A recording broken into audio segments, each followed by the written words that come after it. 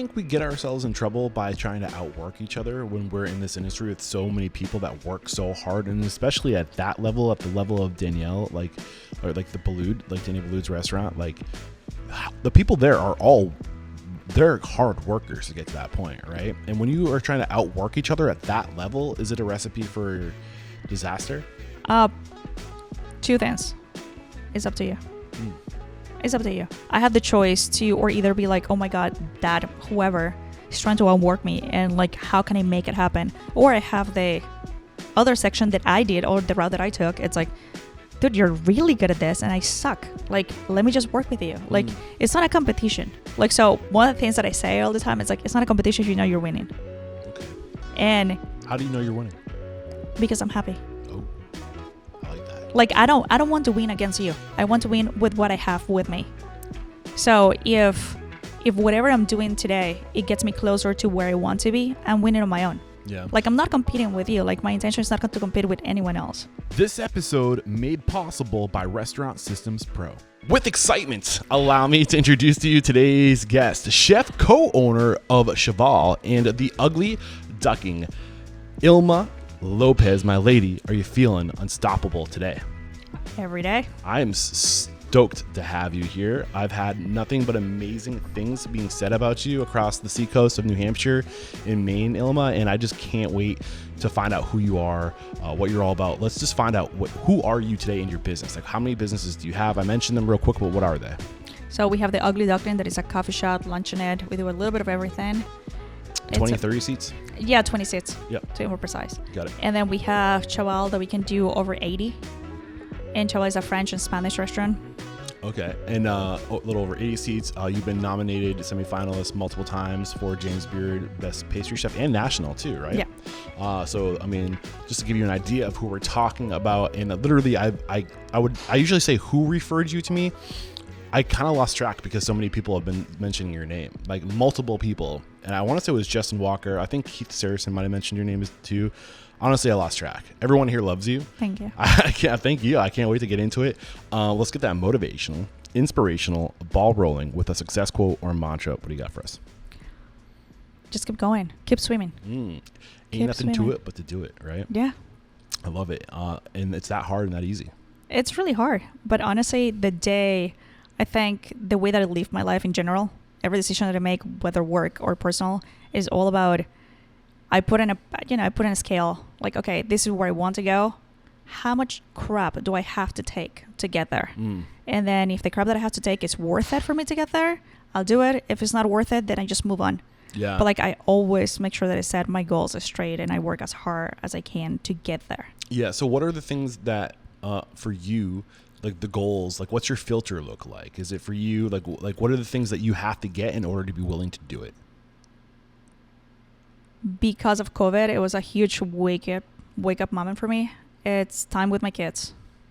That's the biggest one for me. Time with my kids. And I love that you find that balance. This morning I was here and you said, I come here in the morning, but while my kids are still asleep, then I go home, I get them ready for school, I feed them, and then I come back. Yeah. So like it's forcing that balance. Right? Yeah, you have to. I love that. I almost let you off the hook. I forgot to ask you. So we have, we know we have the 2 restaurants, 20 seats, 80 seats.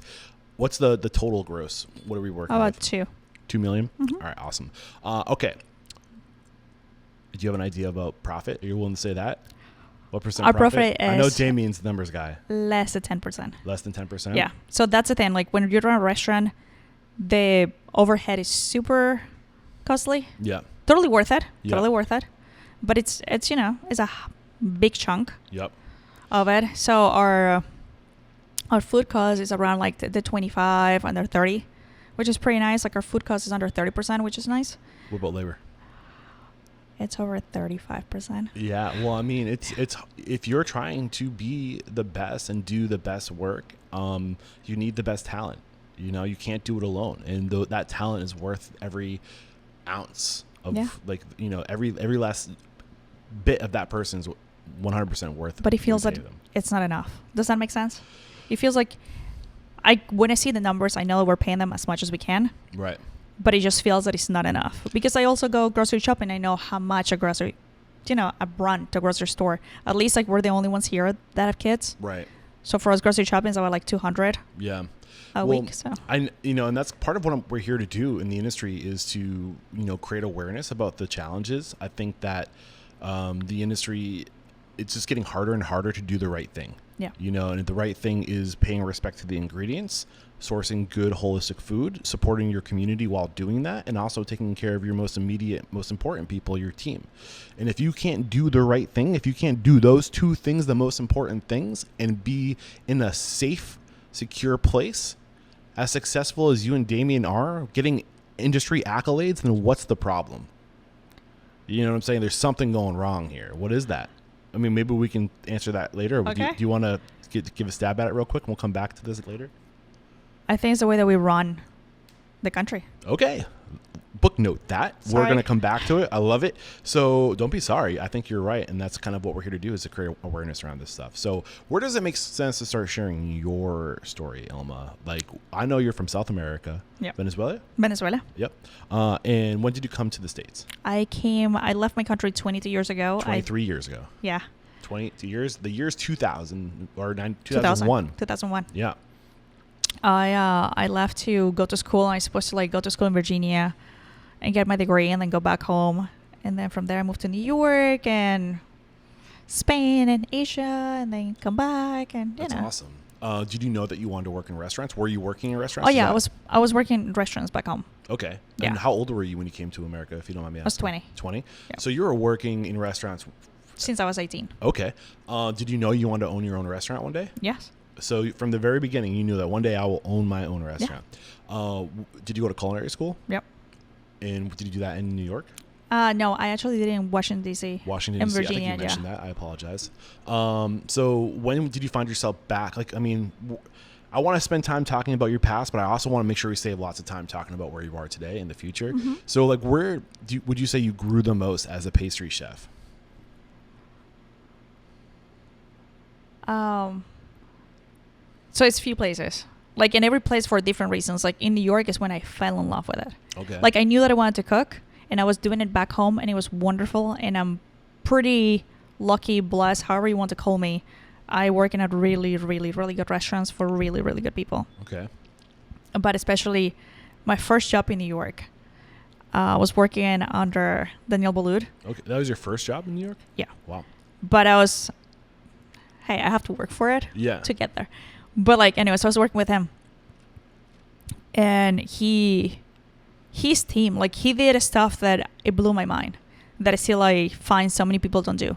Like, he's a genuine guy. Like, you meet him and he introduces himself as Daniel, and you're like, dude, like, come on, like, you have to say your whole name.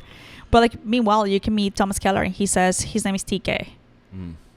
So, well, what does I mean, no heart. Like, Thomas Keller is super talented. Like the humility. Like, yes. That's absolutely. my thing. Yeah. This guy's super humble. So when did you get to New York? What year was it? So I was in New York in 2003.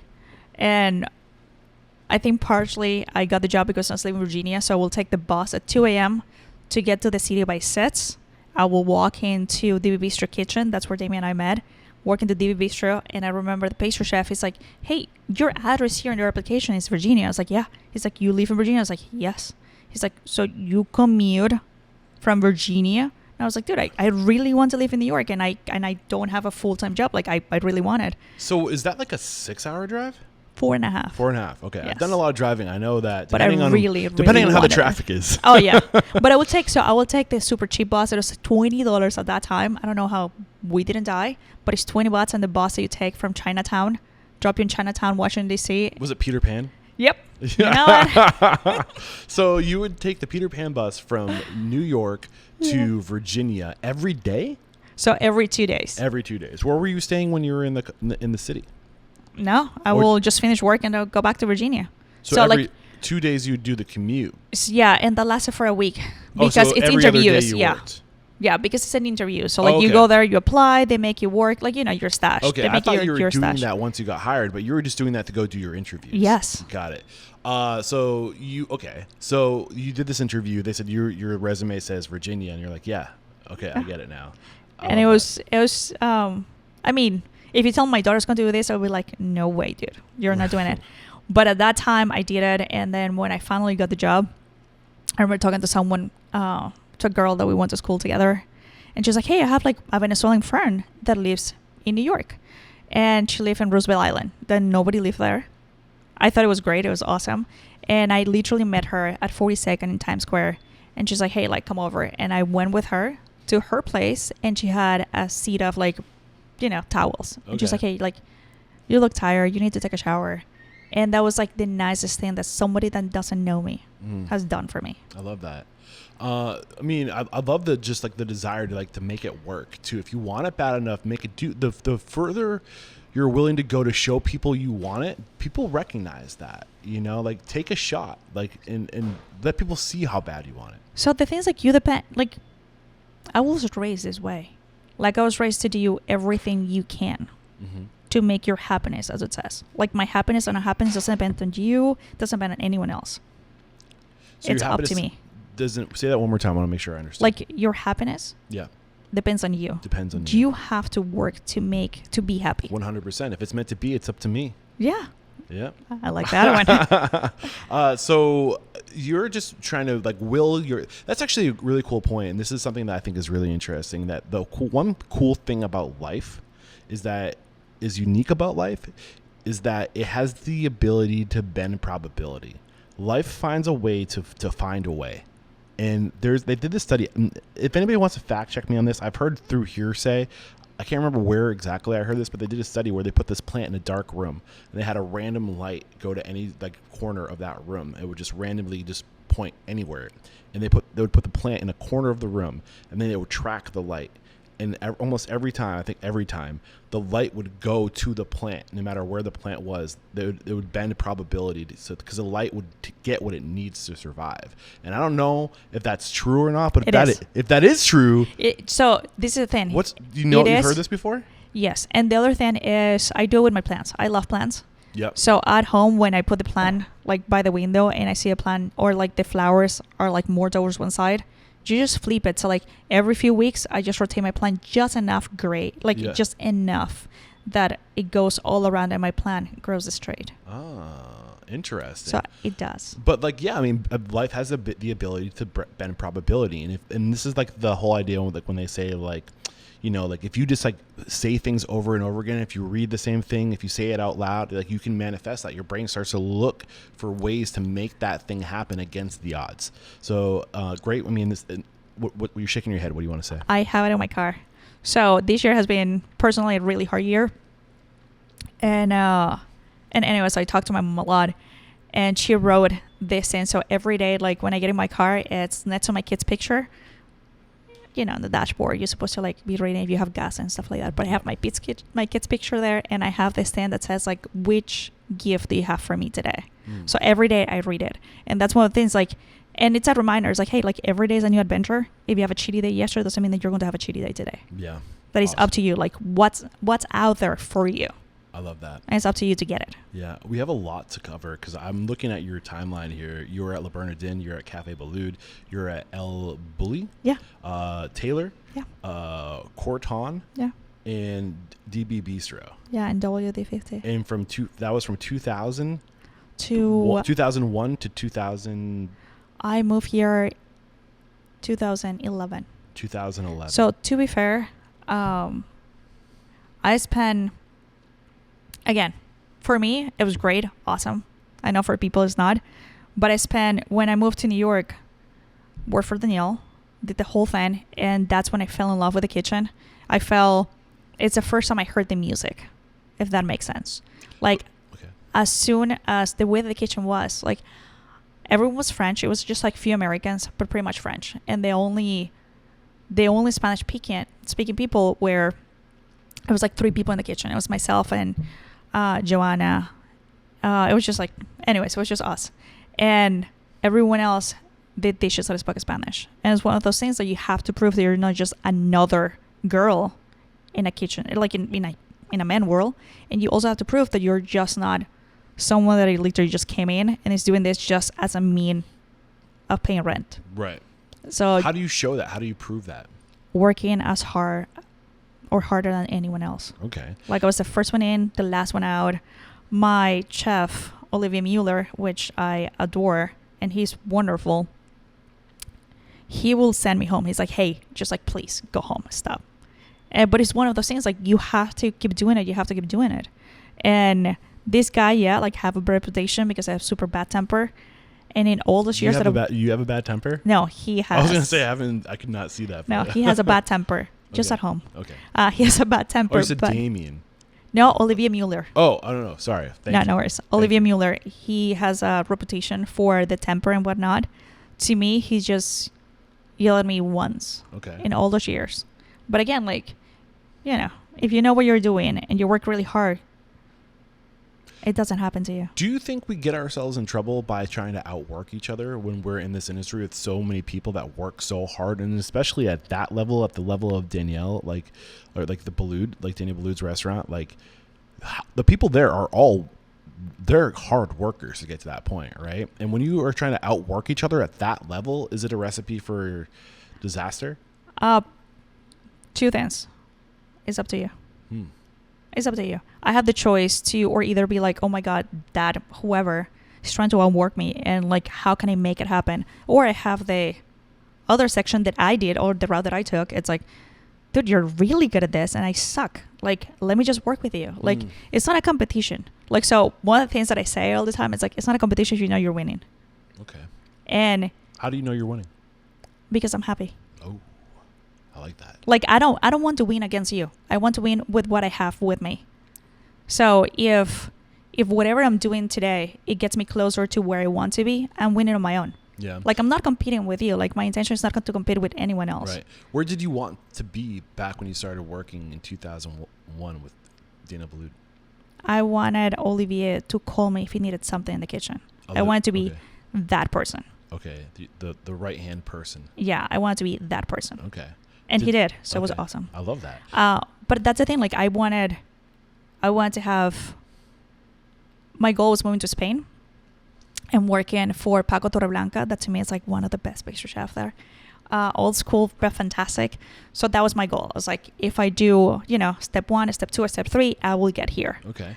And that was like my thing. When did you do that? I actually never got to work with him. Oh, no. Yeah, but I have a funny story with him. But anyways, that was my goal. So I knew that I had to do all these different things to be able to work with him. And then, and I wanted Daniel to know my name. I wanted Daniel to know who I was. And you have to work hard. You have to work hard for that. But the biggest takeaway that I took from that job is that, like, I fell in love with the music in the kitchen. Like, you hear the tickets, and so many people be like, oh my God, I have nightmares with those tickets. To me, you hear the tickets and you can close your eyes and you know how many pots have to heat the stove. Like, you know, like that clinking when they hit the... Yeah, how long is the ticket? Yes. And like, you hear everything. You hear like the oven opening, and then you hear like the flame coming up. Like you saw all those sounds. Like, it was like perfect music. And you knew that all those sounds were like in sync. Like, the service was going to be amazing. So you knew when that tick, by the sound of the ticket machine, you knew how many pots you would need. Yeah, like it was one of those things. Like, and I did pastry, so like in the kitchen, it's like you have the line here and the pastries right here on the side. And where I am, like, I will look, and I remember like Carl. He's a great chef. He is Canadian and he lives in Canada right now. But it was him. It was Marieta. Like, it was like a group of us and Miguel. And you hear the ticket, and we will like all look because we have the plate. So, but it was like enough high, because I'm really sure it was enough high between their eyes and my eyes that all of us workers were like, okay, we got this. You know, it's like that like eye to eye being like, yeah, we got it. I love that. And it was awesome, and I loved it. I love going to work, and that's the thing. I could either be like, oh my God, these guys are working so hard, like Carl, amazing chef. But if I show up at work at 5, the next day he will show up at 4:45. I'm like, this guy, come on. It was always like, it was that competition always with him. But I took it more like, he's so good and so talented that I want to learn from him. I was 22 when I started. He was 18.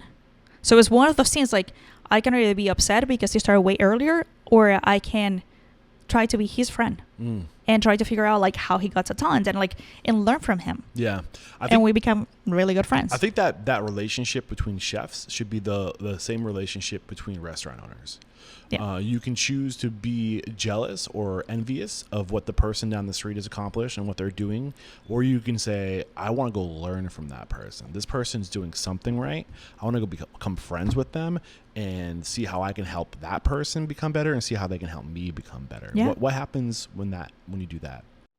What up, Unstoppables? I have a very special offer for you that could potentially change your life. So listen up. Restaurant Systems Pro wants to make 2025 your best year ever. And here's what they're going to do to help. When you sign up for Restaurant Systems Pro through February of 2025, they will do your books, your 2024 books for you at zero charge. Nothing to you, no cost to you to do your books. Plus, you're going to get all of the Restaurant Systems Pro profitability systems. So this is such a no-brainer deal. If you've heard of Restaurant Systems Pro in the past, listening to the podcast, and you've been interested, now is the time to sign up. Head to restaurantunstoppable.com/RSP or click the link below and make 2025 your best year ever. It's wonderful. It's wonderful, and I have few people like that. But also, it's really hard to accomplish because you don't want to. It's like this preconception of society. You have to be a certain way. You have to do certain things. Like something as simple, like when I'm working late at night, and people are like, "Oh my God, where are your kids?" And I said that with Damien. They're like, "Oh, he's such a great dad." I was like, "It's cute. What?" Like, I mean, he's great. Like, he's great, and I adore him and everything. But dude, he's his dad. Like, he's that's what a dad does, right? But when Damien is here, nobody asks him like, "Where are your kids?" Because everyone assumes that it's my job. It's always that thing, and that's part of society. That's something that, yes, it's annoying. So, but it's society. You said a preconception. Is that the word I heard? Yeah, it's a preconception. Is it like that in South America, or is that just in America? In South America, it's machismo. So it's the same thing. So it's the same? Yeah. Is it worse or better, do you think? I think it's the same. The same? Okay. I think it's the same. So just generally speaking, this isn't just like an American, or maybe the Americas, right? North and South America. I mean, it's sometimes like if I go out in a restaurant, I went to a place, it's maybe like in the middle of summer, so a few months ago. And it was like 9:30 and I walk in with both of my kids and my mom and my cousin. We just like went to get something because it was really late. And we were doing stuff and like, whatever, time got away. And people were just like, "Oh my God, she's walking with kids." And it was like, dude, meanwhile, you go to Spain and at 9, it's prime time dinner for families out. Right. And here you're a bad mom because you're walking out at that time with kids. It's like, come on, give me a break. Yeah, we need to loosen up a little bit. But like, and again, like it's not anyone's fault. Like if you grow up with the same mentality all the time, like that's what you think it is. And yes, like, and unfortunately we tend to judge each other more than what we tend to help each other. And that's also hard. I do think and I believe and I've seen how it can change. And something super simple, like I have a question. Anyways, like I had something coming up and I called Paige and Michelle. They're really Paige Gould. Yeah, Paige Gould. From Central Provision. Yeah, CP and Tipo. And I was like, dude, and Michelle Corey from 555. And anyways, like I was like freaking out. I was like, oh my God, I'm not American. What's going to happen like this? And both of them were laughing. They're like, you are insane. Wait, so why were you worried about not being American? No, like it's like, like when you have to do so much paperwork all the time, it's like, it's so annoying. I'd rather just be cooking. Right. I'd rather be cooking and focusing like, oh my God, what's like the thing in season? What am I going to do? What are they using in the kitchen? Like things like that, just to focus on my menu instead of doing paperwork. All this other stuff you have to worry about. Yeah. And but the two of them do a ton of paperwork and that's their jam. Yeah. And I remember Paige, she showed up to my house with her computer and she was like, right here, let me show you. It's so easy. And she's just that person. Yeah, I want to reconnect with her. Her husband, Mike? No, actually, Chris Gould. That's right. So many names. Her husband, Chris, was recently referred to me to be a guest on the show, and I would love to use that opportunity to reconnect with Paige as well, because she was one of the most generous people out of the gates in terms of sharing personal information. So as I grew and evolved with this, she was like talking about how she got loans, and she was talking about numbers and things, and I'm like, that kind of gave me a lot of confidence that I can start asking people about the numbers. And I think that I always was worried about that because I didn't want to be rude, Of course. you know. Yeah. But I think it's because we don't talk about it that we get in so much trouble. So No, but that's the thing. Like and she shares the stuff with me, and we get to talk like that. So it's really nice. It's really nice. And so one of our things is like we go and we cook with Justin and Chris. So it's at Sizzawats. Justin Walker. Yeah. Yep. I love that guy. He's awesome. Love that guy. He's super talented. People don't realize how talented he is, and he's funny. I think he's hilarious. And his wife is the most genuine and loving, like the perfect mom. Hoping to get her on the show too. Just spoke with Justin last week or earlier this Danielle. week actually. Yeah. She's super sweet. And the thing is, like, our life is a little bit similar in that sense because we both have kids. We both are trying to figure out what the heck we're going to do. Yeah. It's hard. But I think that there's a reason why you're all considered the best. You know, you come together. You share information. And then I think sometimes people think they look at you, you know, you, Paige, Chris, Danielle, and Justin, and Damien, and you think, oh, they're a clique. Like they're like, we can't be in that circle. We can't talk to them. They're a clique. They're the James Beard nomination clique. You know, go approach those people. They are more generous than you think they are, and you can climb to their level if you choose to let yourself learn from them, and they will pull you up if you give them a chance to. Well, something super simple, like when COVID hit, I started reaching out to people, and one of the highlights of COVID is I ended up meeting Krista Cole through Erica Archer, which is another person that I think you should get. Eric Archer? Eric Archer. Okay.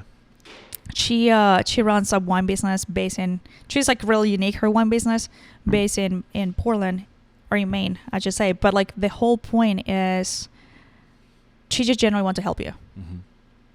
She came to me and she's like, okay, what do you need? And I'm just looking at her, it's like, what do you want?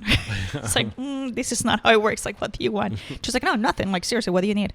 And I ended up like meeting Krista, and Krista's like, okay, I'm trying to like support the farmers. I'm trying to do this. Like, what can you do?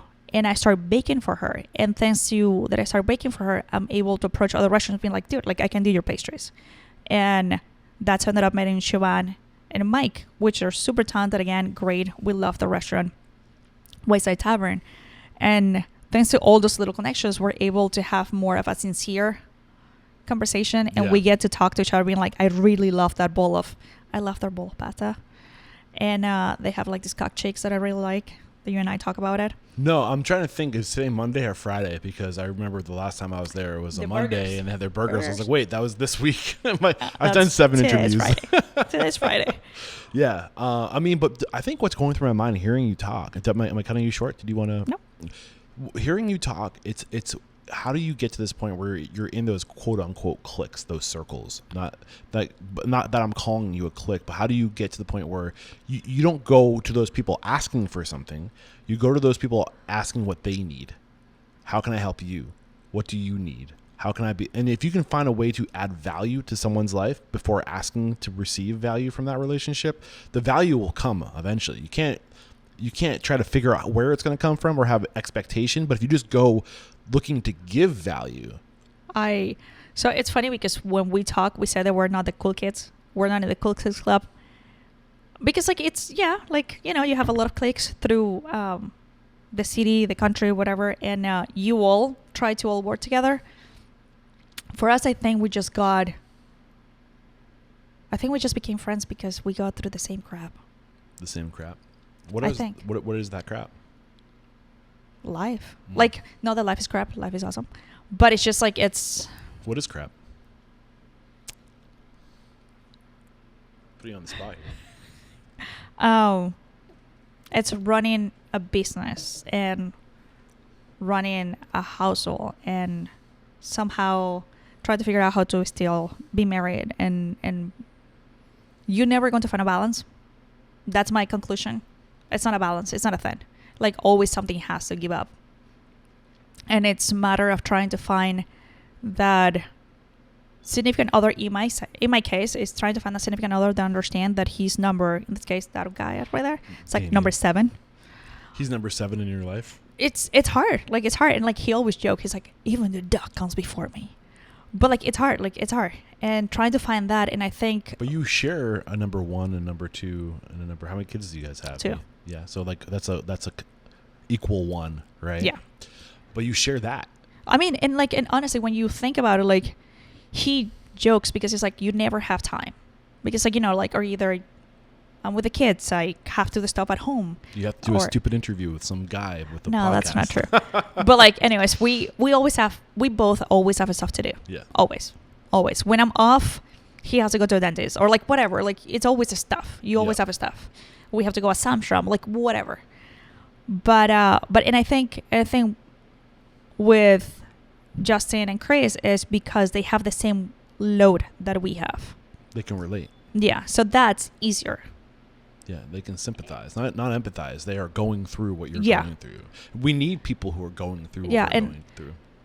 And honestly, sometimes I can deal with anything, but my kids are like my thing. Yeah, and I'm happy you're bringing this up because this is one of the things I've identified, along with the fact that we struggle talking and being open about money. We struggle with talking about relationships. So oftentimes we don't have somebody who knows what we're going through to just like to offload on. That's why I started the Restaurant Unstoppable Network, is to give people a place to go, even if it's just digital, to show up and just to talk. That's what Coffee with Eric is all about. We're just here to talk. It could be about a baseball game. It could be about a bad night you had, an issue you're having with a vendor or an employee. Like, sometimes you just need to have somebody who understands what you're going through. And that is so important to have. It's invaluable. And somebody that has your back. Yeah. So I think that's one of the reasons, like, we joke because every time that we have something going on, like, we always try to pull, like, the group of people, like, people that they're going through the same things. Yeah. And they do the same thing with us, and they do the same thing with other people. So it's one of those things being like, okay, like, for example, your interview. And when you ask me, like, who am I going to recommend? Like, I automatically think it's like, who needs a spotlight today? Like, who needs that? Because we all need. We can think about that, and you can answer that question at the very end. Yeah, like, the thing's like, at the end of the day, like, you just need that person to look at you and generally want to know about you. And it helps you to think about your life and to think, like, how far you have come. Right. You did say something that I'm curious about. You said, you got to find balance. You don't believe in work-life balance, right? You said you don't believe in that. So no. What is it that you do believe in that gets you the motivation, the energy, the desire to keep showing up? What is it that you do? What are you pursuing if you're not pursuing balance? Again, like, this is super simple question or simple answer. Simple question too, I guess. Yeah. I generally believe in happiness. So you're pursuing happiness. Yeah. So how are you happy if you have no balance? Well, to me, balance, it's kind of perfection to a point. Balance is just making sure that everything's perfect. Life is not perfect. So if I keep reaching for balance, for that perfect relationship, it's never going to happen. Right. I'm never going to have enough time. So it's one of those things, like, I'm never going to have enough time with my kids to be the type of mom I want to be. I'm never going to have enough time in the restaurant to make the type of desserts that I want to make, and to teach the people or to teach the team as much as I want to teach them. I'm never going to have, and now with both restaurants, I'm never going to have enough time in each of the restaurants to make them how I want them to make them. I'm never going to have enough time with my mother to be the daughter I want to be. Like, I'm never going to have enough time with Damien to be the type of wife I want to be. So if I keep aiming for that balance, I'm just going to disappoint myself in every single thing I do. But if I approach my day today being like, you know what? I know today I'm not going to be able, like, these past 3 days, I want to change the menu in both restaurants. So Damien has been putting the kids to bed. And I was like, okay, I know these 3 days, 4 days, I'm not going to be able to put my kids to bed. So I know that the balance with my kids this week is not going to be there, but I'm going to do my best to accomplish as much as I can in both places with this. And then today he's staying here, and I was like, I need to stay here, but because I want to put my kids to bed. Yeah. And him and I talk all the time. Them and I talk all the time, and it's one of those things being like, I know our relationship is an investment. It's a business. If you think about it, like, I feel life is a business, and it's an investment I'm doing with Damien, where the investment looks up more that you're working and working and working and working. You don't see you don't see it coming to fruition. But on the flip side, when I close my eyes, I can feel my feet on the sand and I feel a spritzer in my hand, and we both are sitting in Italy on the beach. I can see it. I can feel it. So is that what brings you happiness, this vision, Yes. this dream? Yeah. Yeah. Because I know that everything we're doing today is to get us there. Because Dim and I talked about this like 2 days ago with my kids. I have an 11-year-old and I have a 3-year-old. The 3-year-old adores me. The 11-year-old depends on how she wakes up. Sometimes she loves me. Sometimes she's like, oh my God, stop it. It depends, right? And but I know what to sit with them if they can tell me, and they don't even need to tell me, if they know by heart that I will always have their back. And one of the things that I want my kids to miss the most is how much I love them, and knowing that regardless anything, I will do anything for them. Because I feel personally that's where I grew up. I grew up with a mother that adores me. Like I don't need anyone to tell me how amazing I am, because I have this lady that will give up her life in any minute, and she has done it to me, for my kids, for my husband. Like, I know that. So I know I'm already worth $1 million because this lady makes me feel like $1 million every single day. And you want to do that for your children? I want that for my kids. I love that. Because one of the reasons that I chase happiness all the time, or not chase happiness, like that I aim for happiness all the time, is because when you feel so much love and when you feel secure in that sense, things kind of fall into place. Yeah. I will say, I had the chance to talk to Andy this morning, who was making my English muffin sandwich. It was so good, by the way. And he said, I was asking him like what he knew about you. And he's like, honestly, I've only been here for a couple months. I'm new. Yeah. I was like, oh, and I didn't have to prompt him or anything. He's like, this is like one of the best places I've ever worked. Ilma makes me feel so valued and seen. And like, it's just like, and like, so you do that, you're giving that to your children and to your staff. They feel it. So, it's happening. So it's working. And I'm sure you already knew that. I do want to know how you got to this point where you have this love to give and you aim for happiness and you deliver happiness. You don't just have it for yourself, but you make sure other people have it. Like, how did you get to this point? I mean, obviously your mother had a huge influence on you. I think where we left off in your timeline, you wanted to go to Spain. And there's still so much to cover. I don't know if we're going to be able to get it all, but I do want to know like where you grew the most to be the woman you are today. Okay. So with Olivia Mueller at the bistro, it was like that time when I'm like, oh my God, this is the thing. Like, this is the music I want to hear every time. And that's when I fell in love with the kitchen and how to do it and how to do it well. That was fantastic. Then from there, I was chasing Spain. Like, I wanted to go, and I ended up meeting this dude that I call every day, and I think he ended up giving me an intern job because I was so annoying. And so I ended up like moving to Madrid and work at Casino Madrid under Paco Roncero. He's one of the best chefs in Spain. And I ended up working with him, and he's like, wow, you're really good. And I was like, no, but like, check this out. Like, I want to go and work with Torreblanca. And that was like my goal. And he's like, you know what? Like, let's spend some time with my friend. You know who his friend was? Or is? Ferrarian. Okay. I don't know these names. I'm not going to lie. El Bulli. Okay. So, of course, like, I'm just like, who is your friend again? I'm thinking his friend's going to be like, this is the person you wanted to work for. No, another one. Another one, okay. Like, no, this person's like all of them are right here. Okay. Right? All of them are right here. So, like, if you come to me and you're like, hey, like, I really want to, like, I don't know, like, it's like if you come and tell me.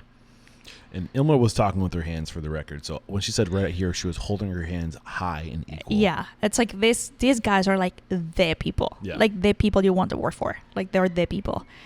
So when he said like, hey, I'm going to introduce you to my friend and you're going to work there because you're that talented, I think you should go there. I'm thinking that it's a guy in Madrid. Like, I'm not expecting him to send me to this place. Yeah. And when he told me what it is, I was like, dude, let me just go back right now. Like, I'm ready. How long were you in Spain? I was there for like a whole year, whole summer. Yeah. Got it. So you end up going to this place. Yeah, I'm gonna go to Bulli, and that's when I learned not competing, but working together. Got it. That was a big eye opener for me because it's not something, what I was saying before, like if you show up at 5 a.m, somebody's going to show up at 4:45. Yeah. So it's like always like that. Like, you have to get better. There, the first day, Colleen was one. I show up there. Of course, like any new person from New York, you shop there at 10:30, right? You shop value. You know, like you want to shop that you're so grateful for this opportunity, because people spend 5, 6 years, 7 years just applying to get an internship at a Bully. And I got here because my previous boss thought that I was that talented. Yeah. I mean, I think that approach of just showing up and going and talking to people and just getting, like, for you, take the bus, right? You just go to Spain, like, get there and then bust your ass, show people that you want it, show people that you mean well, show people that you're hungry. And when you make that impression on people, that's when the doors open. That's why I drive across the country in a camper, because I know that if I show up, if I spend 2 hours just asking questions, trying to learn, trying to understand, the next person is going to be right there ready for me to interview, because the doors are going to start opening. Yeah. That's what we do in this industry. We help those who show up. That's what we do. Yeah. And I just came off my interviews in Conway, the Mount Washington Valley, area up there, and they have this thing called the Valley's Originals, and it's a group of 25 restaurants who literally come together, who don't compete against each other, but literally support each other, pool resources so they can have a louder marketing arm. They share knowledge, they share money to give back to the community. They raise money to give back to the community, to be an independent centric restaurant area where the consumers know support us, but it's because they choose to come together. So, like, this is, I think, what we need to echo, is like this idea of we will go further together, but we need to amplify that. Yeah.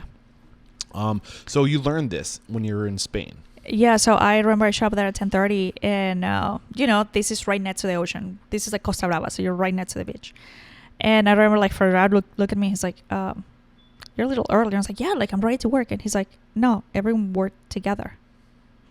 And of course, my brain, I was like, dude, I'm giving you work for free. Like, why you're not using right. like, and so in my head, I was like, this is super weird. Like, you're not taking advantage of like how talented you are. Like, this is me thinking, right? So anyways, he's like, just go to the beach and then come back later. Like, don't even bother me right now. Well, this is a pivotal shift in difference between American and European culture. Yeah. Keep going. I don't want to cut you short. So it was insane. Like, so anyways, I'm going to the beach, blah, blah, showing up, and nobody gets to be inside of that kitchen until 1. Like, everyone gets there together. We all work together, and that's something that blew my mind. And unfortunately, it's not something we can replicate in America just yet. We're not there yet. Why can't we? Because the manpower is not there. The manpower and the hunger is not there yet. You don't think there is a hunger here in America to achieve, to get ahead, to do more? Yes, but the way that yes and no. It's a little different in the sense like that restaurant has 25 people working for free. I don't have 25 people. I don't have even one person working for free. So you're saying it's Bully, different. like there's like this wave of people that are there, like you're deep with talent. Yes, like I mean I work with guys right now. They're like the chef for like Pierre Garnier, like so it's like I work with all these amazing cooks, and they're super talented. But the difference is like you're focused for like the end, like your focus is like that plate, that dish, do this together, the learning. So it's like, it's a restaurant, but it was a school. Okay. Does that make sense? Okay. Here in America, or at least like just super plain for us at the restaurant, like we don't have that power. We don't. We don't have the financial means to do that. Got it. So when you don't have the financial means to do that, it's really hard to achieve that. Got it. So before I pulled you in this direction, you were talking about how everyone gets there, they do it together. Do you remember what your train of thought was going forward? Yeah. So like when I mean they do it together, it's like we have to break down 25 pounds of potatoes. Okay. So it's like a whole table, 4 of us, 25 pounds, instead of like taking 3 hours for one person to do it. It takes 15 minutes. Yeah. But everything was done that way. Mm-hmm. Everything. So all the prep, the service, everything was accomplished so nicely. And again, like, it will be awesome to do it here, but I don't have the main power to have the 3 guys that we have in the line. Hey, everyone does potatoes right now. Everyone does this right now. Everyone does that right now, because we don't have the financial means to do that. Right.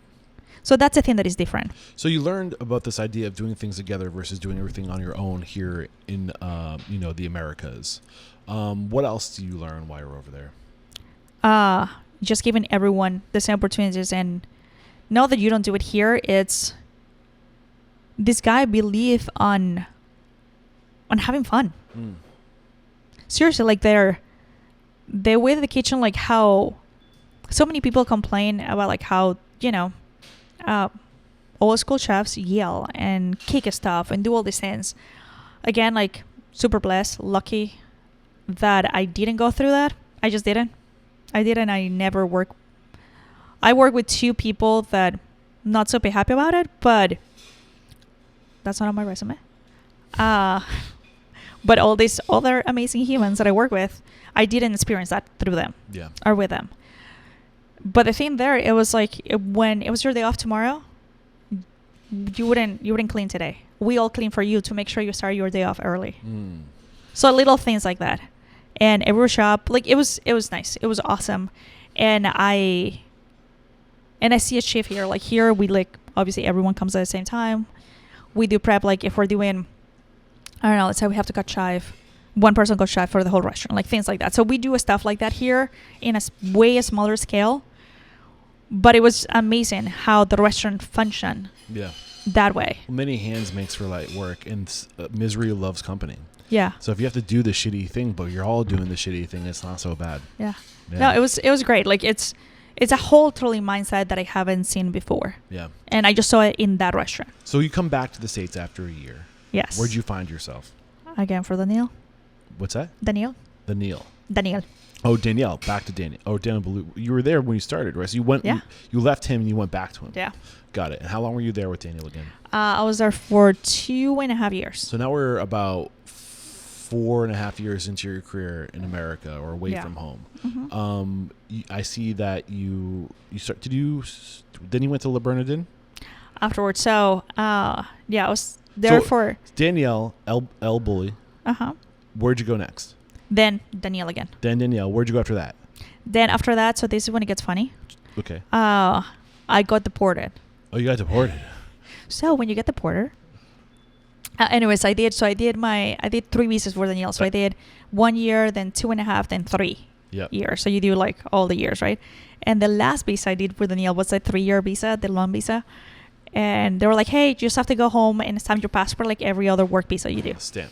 So I was like, okay, fine. Like I just go home. And I remember Damien and I just started dating. We knew each other for years at this point, but I just started dating. Or we just started dating. And I remember I went with like a backpack.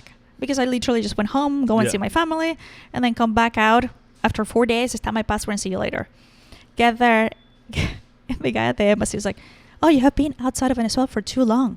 You cannot go back to the States. You're penalized for 6 months before. Lord. How long were you what was too long? Well, because I went to school here and I had already 3 work visas here.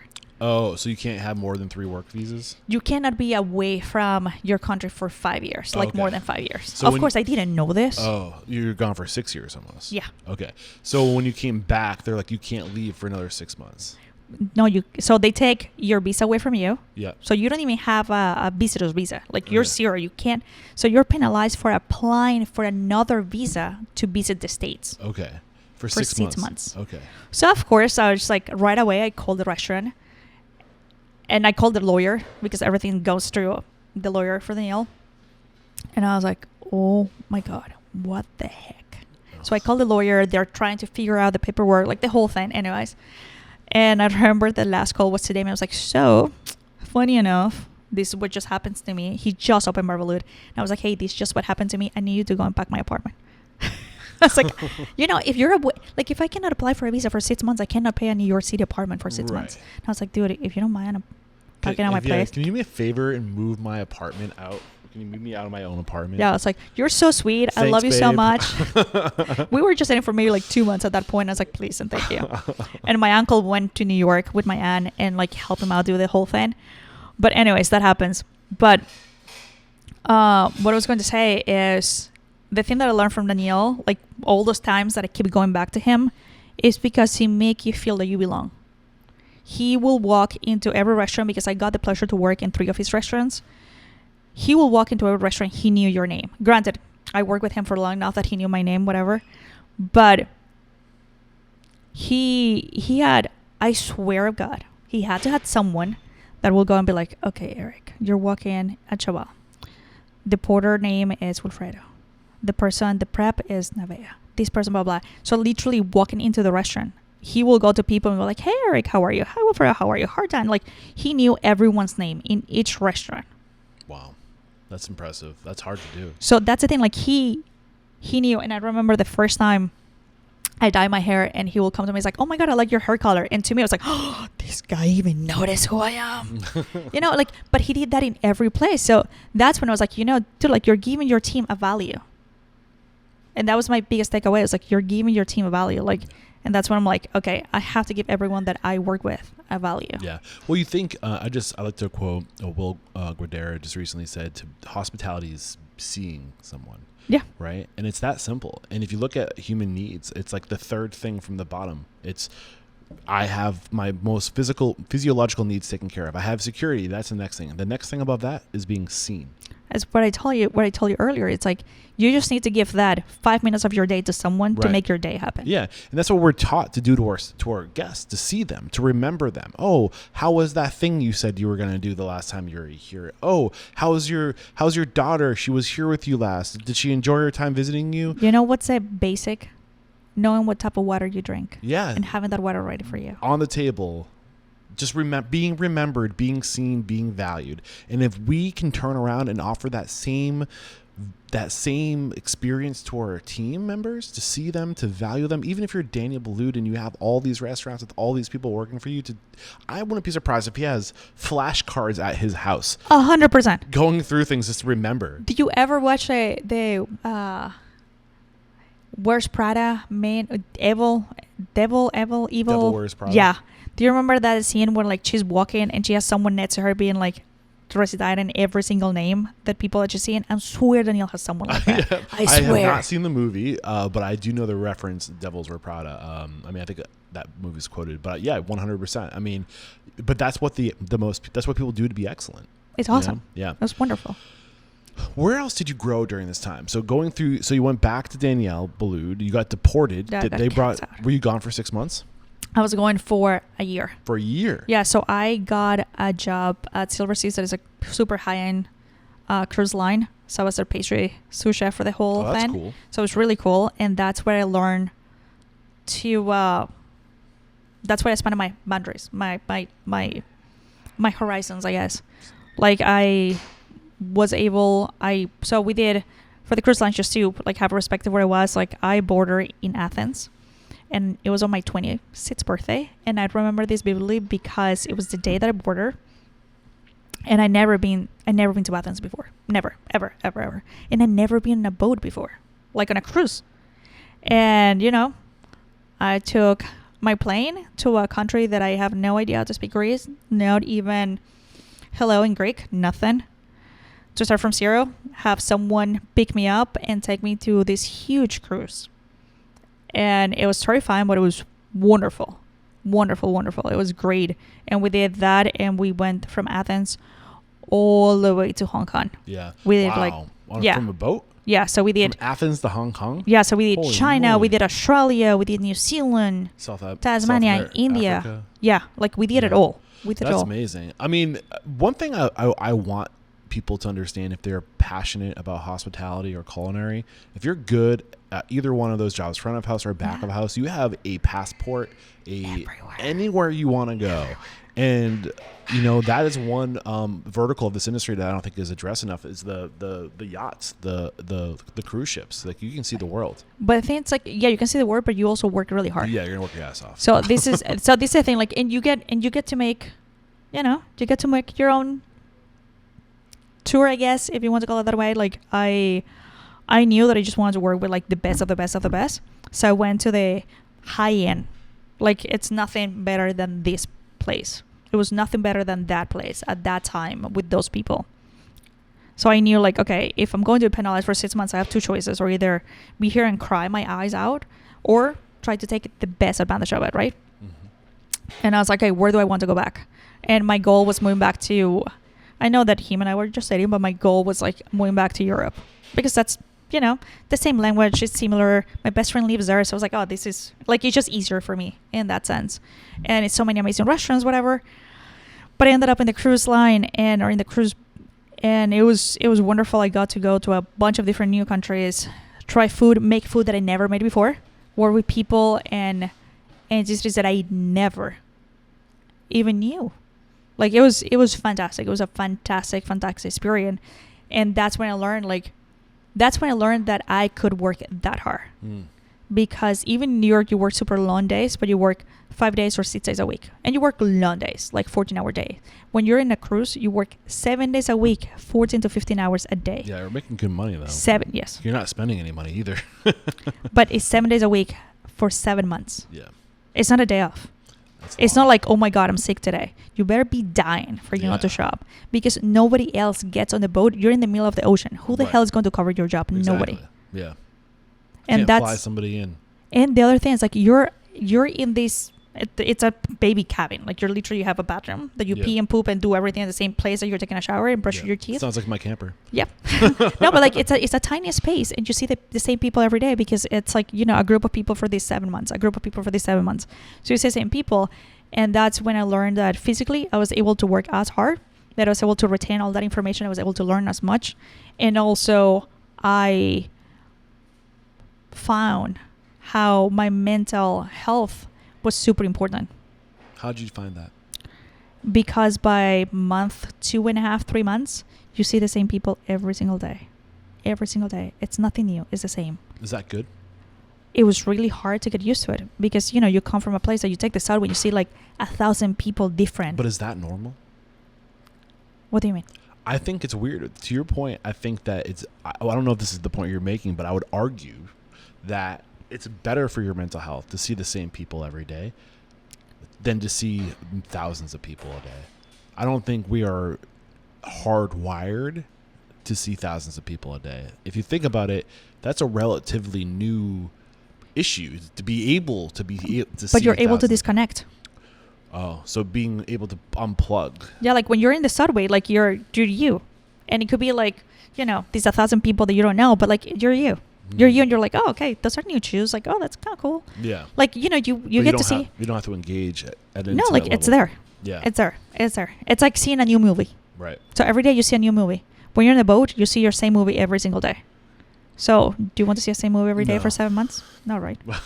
So it's the same thing. Like it's there. Like, and that was when I'm like, okay, I have to reassess how I'm doing and what I'm thinking, and I have to get to know myself better to know what I'm capable of.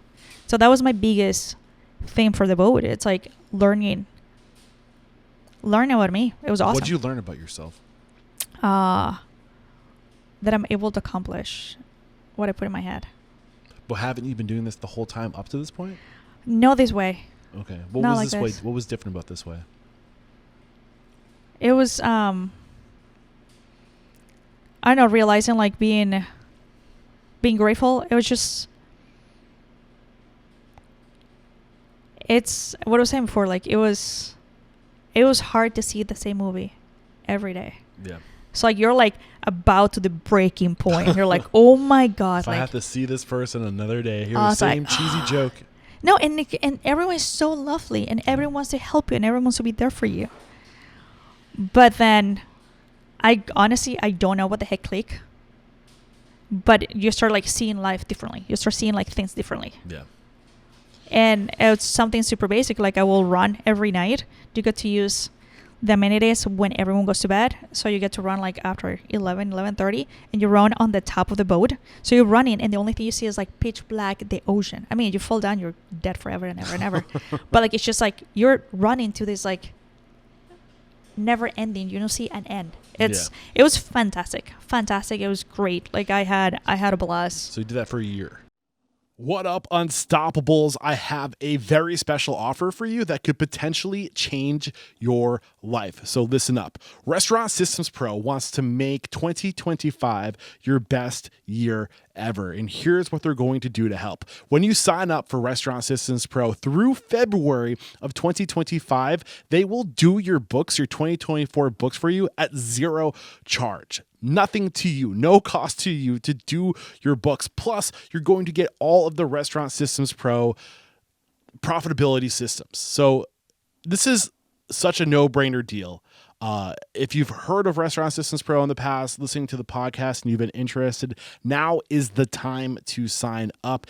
Head to restaurantunstoppable.com/RSP or click the link below and make 2025 your best year ever. Yeah, I did that for 7 months. 7 months. And then you ended up coming back to New York City. I ended up going back. Yeah, I came back to New York to see Damien, and then went back home to see my family. And I was going to go back to the boat or to Italy because I got a job in Italy. But that's when... Where was that? I got a job with one of the guys that I work. What restaurant was at a Bully. No, it was his restaurant in a small town. Like nothing crazy. I didn't have a work visa at that time, so I needed to just to get to the country to figure out. But I never made it because him and I got engaged. And then he ruined your plans. That guy. When did you realize you didn't hate him? I think I should offer some context. No, like honestly, when we started. Well, what the listeners don't know is that when I got here I was talking to Damien while you were out getting coffee, he said at least he hated you. I can't speak for you, but he said he hated you. The same. Okay, good. The same. The feeling's mutual. That the funny part is like when everyone at the restaurant knew that we were dating, everyone's like, "You too?" Yeah, like we dislike each other with passion. Yeah. I was like, I can't stand this guy. What changed? The biggest thing, one of the things that I couldn't stand Damien is the way that he works. He's so meticulous. And like the first interaction I had with him, I was helping GM. I was helping the Garmo station, and I was like just carrying one of the pots. I didn't even make the soup. I was just carrying the soup pot back to the dish station. And the Garmo person didn't like totally clean the thing. And it was like maybe 3 tablespoons worth of soup, right? So I'm carrying to the dish station, and he comes back. It's like, this is like 50 cents left of soup. Go and clean it. And I'm just like, you totally not nice human. But like everything, he will like, God, like he will, at the restaurant, he will have like all the to-go containers for you to know like every single detail that goes into running a restaurant. For you to understand that is a huge misperception that, and we can talk about it with people. People assume that when they go to a restaurant, they have 100 people sitting and they're like, oh, everyone's spending $50 a head. And you have 100, this is how much you're making a night. Right. People don't think like it's the water, electricity, labor, cost of goods. Labor. It's everything. It's everything. Linens. A play breaks that extra, like lawyers, everything. Accountants. Yeah, everything. Like, I mean, Spotify account. Sonos playlist, like it's every single thing that goes in the restaurant. People don't think about it. POS bills. So one of the things, like credit cards, one of the things that he wanted to make sure that we as cooks were aware of how much money we go through. He will have like this, like a hole, like a mood board with all the plastic stuff that we go. So he will put like a piping bag, and the piping bag was like 10 cents, and he will put the price next to it. And we're like, okay, how many of these do you go a day? And you're like, you're super dumb. You're like, oh, I use whatever. He's like, okay, so you just wasted the restaurant $2.50 today. If you do that every single day for a year, this is how much money you wasted at a restaurant. And then so forth. And he will add every, like what we wasted as a group for us to understand, like the restaurant is not just paying our bills and making money. The restaurant also pays all the crap that we waste. Yeah. All the food that we burn, like all those like pickups that we don't hear, and the rest of the ticket has to go away. So I found him so annoying because he was always on top of every single detail. And to me, it's like I found annoying not because he did that. I found annoying because I didn't know that. Does that make sense? Yeah. You resented what he was making you, what you were unaware of. Mm-hmm. Yeah. So it's one of those things that I'm like, oh my God. And he was able to go out and get hammered and be the first one in the kitchen next day. So to me, like, I don't drink that much, and they will go and get hammered, and I was like, I beat you up tomorrow in the kitchen. Dude, he was already there. And I was like, come on. And so, like, it's those things that I was like, okay, like, I love that about him. And then when we start going out, and that's one of the things, like, one of the things that I love about him is the effort that he puts into it. When he you hear him, that noise we hear right now is that's him doing the effort. That's effort. The sweet sound of effort in the background. Yeah. Well, the effort he's putting right now is he's putting Christmas lights in the kitchen. Oh, that's cool. So anyhow, but that was the thing. That was the biggest thing. And one of the reasons that our relationship works is because he respects my time when I want to put that effort in. I love that. So it's pretty cool. Yeah. Yeah. So you eventually get married. Yeah. This was what, like late 2009. 2009. You find yourself in Portland by 2011. Yeah. So what was this pivot in? Like, why did you come up to Portland? Why did you leave New York? So we both, want to start a family, and that one of you have to stay back to raise a kid. Like, you cannot work as hard and raise a kid. Yeah, not a restaurant. You can. Yeah. We can do it. And I think we both love what we do so much that it's really selfish of me to do it on my own, but it's really selfish of me to expect Damien to do it. It's just not right. To sacrifice his, what do you mean? Yeah, so it's like if you and I have a baby and be like, hey, so I'm going to go pursue my career, but that means that you have to stop traveling. This is why I grew up in a restaurant. So no, seriously, yeah. That's the thing. Like, it's just not fair to ask the other person what it's so hard for you to give up. Yeah. And we wanted to start our thing. Like, we knew that. So you thought it'd be easier in Maine? No, we actually no. But the whole thing with Maine, and this is probably super dumb, is we came because Brown Trading, Rod Mitchell, he owns Brown Trading. He keeps bugging us to come up to Maine for vacation. Who owns? Say that one more time for me. Brock Mitchell. Brock Mitchell. Yeah, from Brown Trading. Okay.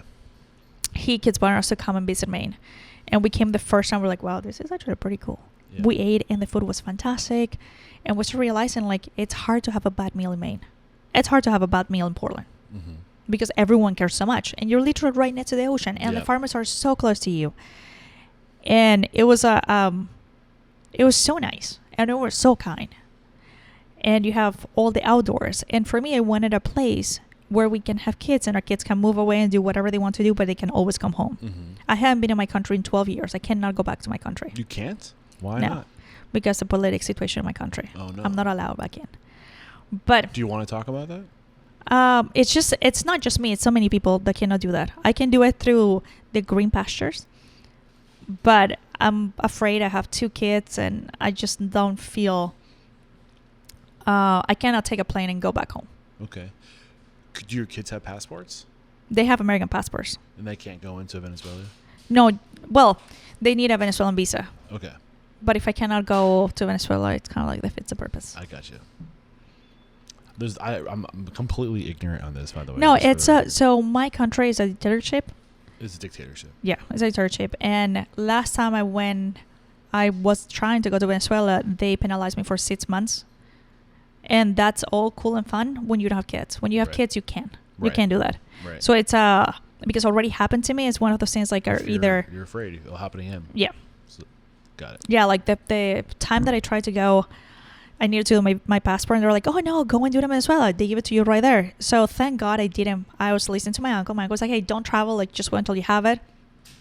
And they took 6 months. Wow. And I just haven't been because I'm afraid. I'm afraid of not being able to come back. And now you can stay indefinitely because you have American citizenship through your marriage. Yeah. Mm-hmm. Got it. So you come here. You fall in love with the ocean, the food, the farmers. Your kids had the potential to go and come. What was the vision? Open our own place. How long did it take to do that? So I moved here a year before Damien, and I work at Grace, and just to make sure that it was the right move, to make sure that it was the right thing. So I worked there for a year. I didn't regret moving to Maine. I thought it was wonderful. Portland was great. And Damien started coming up more and more and more. And then he quit the company. Okay. He quit, Boulud. Okay. And moved here. And then when he got here. So you were up here, and then Damien was still down in New York working. Yeah. And you were trying to settle roots up here. Yeah. So that's the other thing with him and I, that we work is because we both are like, okay, what's our goal? If our goal is to get here, what do I have to do to get us here? What he has to do to get there? And we knew that our goal was to open a restaurant here, wherever we move. And we decided to come to Portland. So our goal was to open a restaurant in Portland. And we knew that we had to make sure that we knew the market, we knew the people, we got everything in place to. Why is that so important? Because if we hate it, and we don't have money to open a restaurant, and we don't have a security blanket, what the heck are you doing? Right. So if by having a security blanket, if by learning the market, if by figure out if this is the right move, we have to be apart for a year, our relationship and our commitment with each other can withstand that, because we know everything's about the goal. Right. We knew, and we know now, like, we have to go through distance to be where we want to be. So my security blanket was Damien, working for Daniel. He has been working for Daniel for 10 years. Like, he's running this restaurant. I knew that he was making enough money to support both of us in case that this whole move didn't work out. And also, if you want to move to a new place and open a restaurant, you need to make sure you have you have your resume. You have to make sure that you work in a place there for people to start getting to know you. You need to make sure that you know where the grocery store is. You knew we need to know, like, how much are the utility bills? Like, how much money do we have to make a month for both of us to be able to live here? Got it. So you're here doing kind of the research, acclimating to the new culture of Maine, and figuring out, maybe looking for opportunity in the community. And when did you find Chaval? So, no, we opened Piccolo first. Piccolo. Okay. Piccolo was our baby. That was your baby. 2011. 2013, I'm sorry, 2013. Piccolo. Because how many seats? 20. 20 seats. Yeah. 2011, 20-seat restaurant. 2013. 13. We got here in 2011. So 2 years from getting here to opening your restaurant. When did you find that location for Piccolo? That was Krista. It was the old Bresca's place. She called Damon. She's like, hey, like, I know you guys are looking for a place. I'm actually just had a baby and I'm ready to leave if you guys want to take over. So you took over a lease? Yeah. And the funny part is, the first time we came to Maine, that was a restaurant we went to eat. And we sat there and we're like, oh my God, this place will be perfect for us. What was perfect about it? The space. It just felt home. Okay. It just felt home. So you opened in 2013. When did you close Piccolo in 2020? During COVID. Due to COVID. What was it like? So you didn't have to come up. It was turnkey, right? Was all the equipment in there, or did you just take over the space? Like, the equipment was there, but we had, like, the makeup and stuff. Like, you have to do stuff to it. Got it. Nothing crazy. So you changed the brand, but it's the same. It's the same. Basically the same, like, hardware, like tables, kitchen supplies. Almost. So pretty close to turnkey. How much money did you need to get started? 40,000. That's it. That's pretty awesome. So, I mean, what did you learn from that first experience? Do you think you did it right? That you needed more money. That you need more money. Yeah. Well, you thought you needed 40. How much did you actually need? Honestly, looking back, I think it would have had close to 100. It would have been ideal. And I know Damien's the numbers person. Again, something I discovered during the pre-interview chat. I'm not making assumptions. So he's the numbers person. What are you? That everything else. Like, I don't have. So one of the many things that I love about my job is I don't have a position itself. Utility player all over the place. No. I love that. So I can do the front. I can do the back. I can cook. I can do the dishes. I design the stuff. I go and, like, do the pickup runs. I set up the parties. I do all those things. What do you do best? Did you say set up the potties? Parties. Oh, okay. Like if we have, like, she cleans the bathrooms. I do that too. I mean, honestly, funny enough, like, if we have to fit something, I'm the one that fits in it. Okay. So if there's a tight space, she's small. Get in there. Yeah. But honestly, I really don't know. Yeah. Well, I mean, what was it a challenge opening that first restaurant? Oh yeah, I wanted to strangle him. What was the struggle? Not enough money. Not enough money, and you're putting all your eggs in one basket. So, like, I ended up leaving my old job. I got fired from my old job when I had Isabella, which is totally legal, FYI. But here we are. So anyways, that happens, and I had, so, we had a brand new baby, opening a restaurant, and I had no security blanket because I got fired from my job. So that's when Damon and I were like, okay, I guess we both are doing this together, and we're putting all our eggs in one basket. So that was super stressful. With the baby. That was super stressful, trying to figure out, like, are you making enough? How did that make you feel? That I don't want to be in that situation again. That's my biggest thing. Like, I don't want to be in that situation again. What'd you do to make sure you wouldn't be in that situation again? I bought the building. You say again? We bought the building. You bought the building? Yeah. Was that part of the original deal? No. How'd you make that a part of the deal? We bought this building. But this building. Yeah. So when did you buy this building?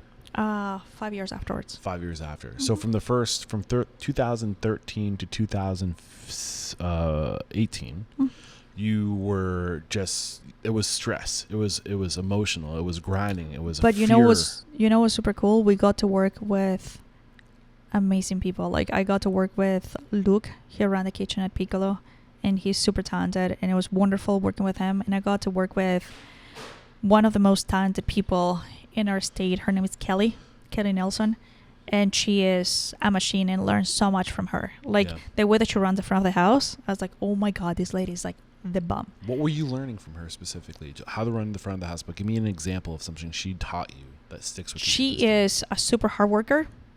She dances. Like she dances through the living room. Like she just like, or just no, like she just, everything she does in the restaurant, it seems so effortless. Like it seems like to her it was like to her it's a second nature. And to me, I come from the back. Like I never saw the sun. Like I come from the back. Like I'm a kitchen person. And when we open Piccolo, obviously you cannot have a large overhead. And I also have to get paid. Like our goal was like for me to keep my other job at the beginning until we're able to make, but that didn't happen. He floated you in the beginning, and then you were gonna float. Yeah, so it's like, so that switch, it was like, okay, now I have to be part of the front of the house because we don't have the income for all these different people. Yeah. And so it was intimidating, like working with someone that just literally just dances through the dining room, and the way that she approaches guests. Like, so Pico was so intimate that you will come in, and I'll tell you a story about it, but like you will come into a restaurant and you won't even read the menu. We're like, oh, we're doing blah, blah, blah. And with this bottle of wine comes from da-da-da-da. And this is, so like everything was like hand-picked for each guest. We'll ask you to sit down. We ask you the restrictions, your allergies, and any dislikes. And you were like, oh, I eat everything and I'm too hungry, not hungry enough. But you tell us kind of like how you felt, and we'll make your menu, like we'll make your dinner. And it was wonderful. So working with someone like that, I just opened my eyes. I'm like, oh my God, like this lady knows her stuff. How? And I started like picking stuff from her. So like the way that I do the front, the way that I personalize with our guests, the way that I try to make sure they have like that $1 million experience, it's thanks to her. And side note, I'm used to talking to people, like when you're making a mistake, I was like, oh, Eric, like I don't like how you do that, like that cup or whatever it is, right? With her, like she called me out. She's like, you just focus on like the things that I'm doing wrong, like, but you never tell me things I'm doing right. So thanks to her, I try my hardest to focus on like, okay, let's get perspective. Like if I see 3 things wrong, like I have to find that one positive. Like what's that one positive? So I learned that aspect from her. Like the way that she talks about wine, I don't talk like how she talks about wine. She knows, like, it's like Damien. They're like, oh, 2019, the soil was wet. So the grapes, whatever, like, I don't. It tastes good. Yeah. So they are really good at that. But I'm like, okay, she's so passionate because she knows all these dates, all these years, all these grapes, what I have to make wine my own. So the way that I talk about wine, it's like, okay, this wine goes really well with whatever dish. Tastes like Skittles. Yeah, yes, right? So Life on Rainbow or something like that is a Skittles thing. But it's like making all these different things personal. And that's thanks to Kelly. And it just felt, it's one of my favorite experience on our city in Portland, because it feels like home. Like it felt like home. Yeah. Like the restaurant felt like home. And we started doing I miss the restaurant terribly. I miss it so much. I miss our food. I miss everything about it. But it was one of our first weeks, and Chris Gold, like they opened Central kind of the same time that we opened Piccolo. And I remember he came with Paige, and they sat by the window, and he's like, hey, just serve me whatever you want. We don't have allergies. We don't have that restrictions. Just whatever you want. Send us whatever. And that was like the first reaction to me that I'm like, dude, because Demi and I wanted to do the Sunday supper, a tasting menu. But we don't want to do a tasting menu where you sit down and you can read the menu. Because when you read the menu, you have a preconceived, like, you know, you have ideas of like how this dish should look based on what you read, right? Yep. When I give you a menu, you're already like, oh, the dish should be this way, or like this is the flavor that should be tasting because of the descriptions. We want to do something where like Eric show up, what do you like, what you don't like. Your dietary restrictions, I will just cook for you. Like you're coming to my home. And that interaction with Chris Gould that time, it gave me the confidence to be like, you know what? I'm going to treat everyone like how I'm treating you. How did that make you feel more confident though? Because he ate the way that we eat. Yeah, I don't care what you put in front of me. It's gone. It's gone. Yeah, Like it's I can gone. relate to that. But the thing that was cool, it's like we made it. So it's a lot of things that I don't like. Side note, so Justin for my sushi list, he will laugh. But it's like we made it cater for people like me. So when you make a reservation, I will be like, okay, Eric, what don't you like? And you will go be like, I don't like. Licorice. Okay, perfect. So we know that we can make a tasty menu with everything else but that. Yeah. I particularly don't like cooked meat. I don't like cooked beef. I don't. Like it raw. Yeah, you can give me tartare, you can give me carpaccio, like anything, but don't cook it. Okay. Do not cook it. But that's the thing. Like when you go to a tasty menu, usually nobody asks you that. Yeah. You have to eat whatever they put in front of you. So you're customizing the experience. We wanted to go a little bit more. What are the challenges with that? You just have to create menus all the time. Yeah. But that's not a challenge. I mean, you can take it as a challenge or you can take it as an opportunity. Not everybody can do that. But it's an opportunity. Yes, it's an opportunity to stand out. It's leaning into a strength. Yeah, but that's the thing. Like, it's up to you. A challenge seems like, oh my God, something that it's hard that you have to work on. Opportunity, it's a room for growth. So, as I said before, it's how you take it. I love that. So you, during that 5-year period, you were really grinding to get your first restaurant going. How was it received? Were you successful out of the gates? Were you busy? Were you making money? For the size, that's the other thing when we learned that 20-seat restaurant won't make you money. Well, when you said that this is perfect, I was like, is it? Is it perfect? Were you an exit strategy? No, it was great. Like, Yeah. I love the restaurant. Everything about it was perfect, except it doesn't make money. Yes. So what is that? What did you learn from that experience? That you need at least 10 more seats. You need a lower overhead and 10 more seats. Okay. So That's what it comes down to. the overhead was the rent? Yeah.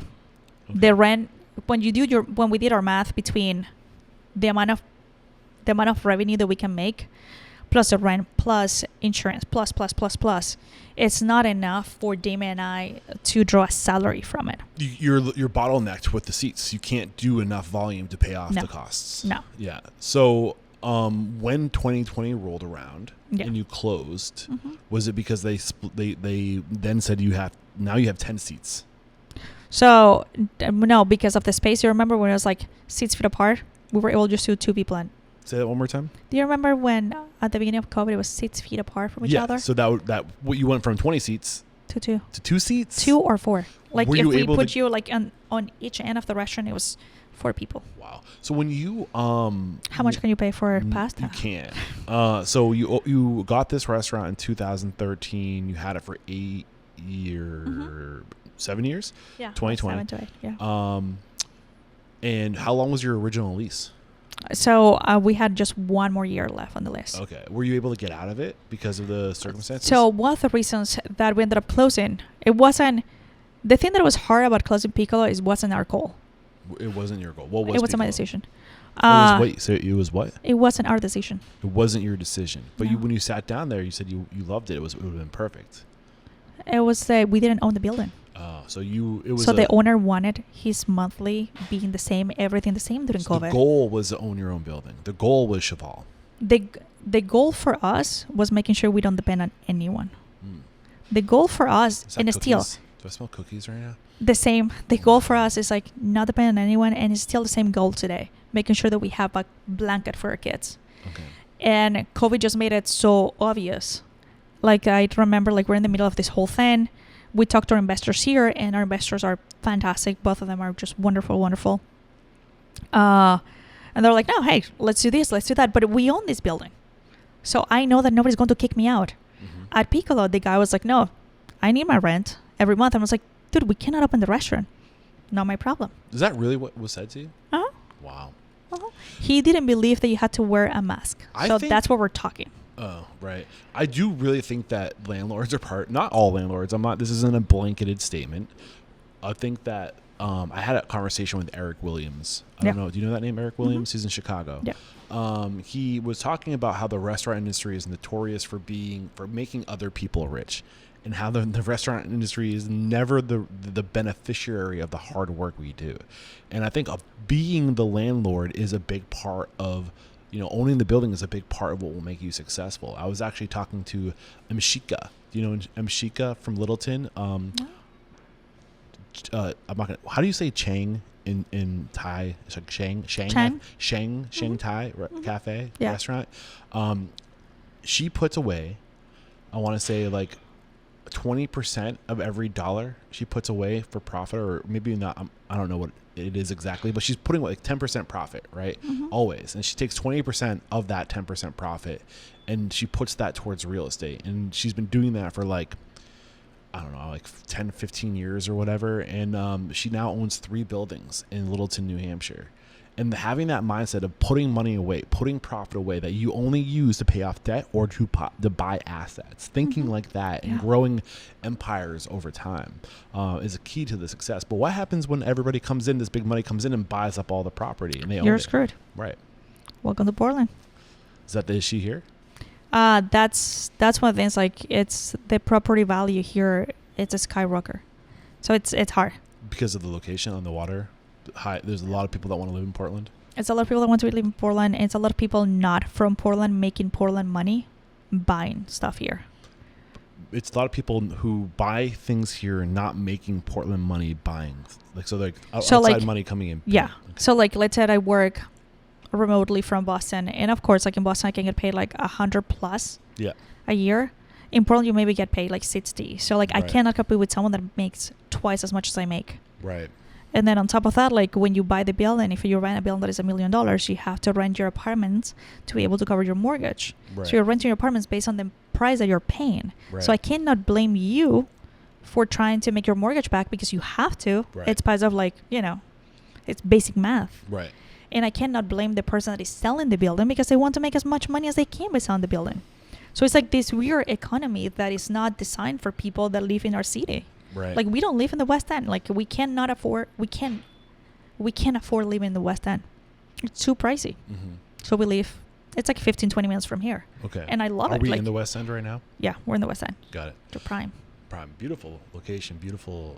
This whole area. I love this area. So, what you did differently 5 years in, from 2013 to 2018, you were working solely at Piccolo, and am I saying that right? Piccolo. Yeah, Piccolo.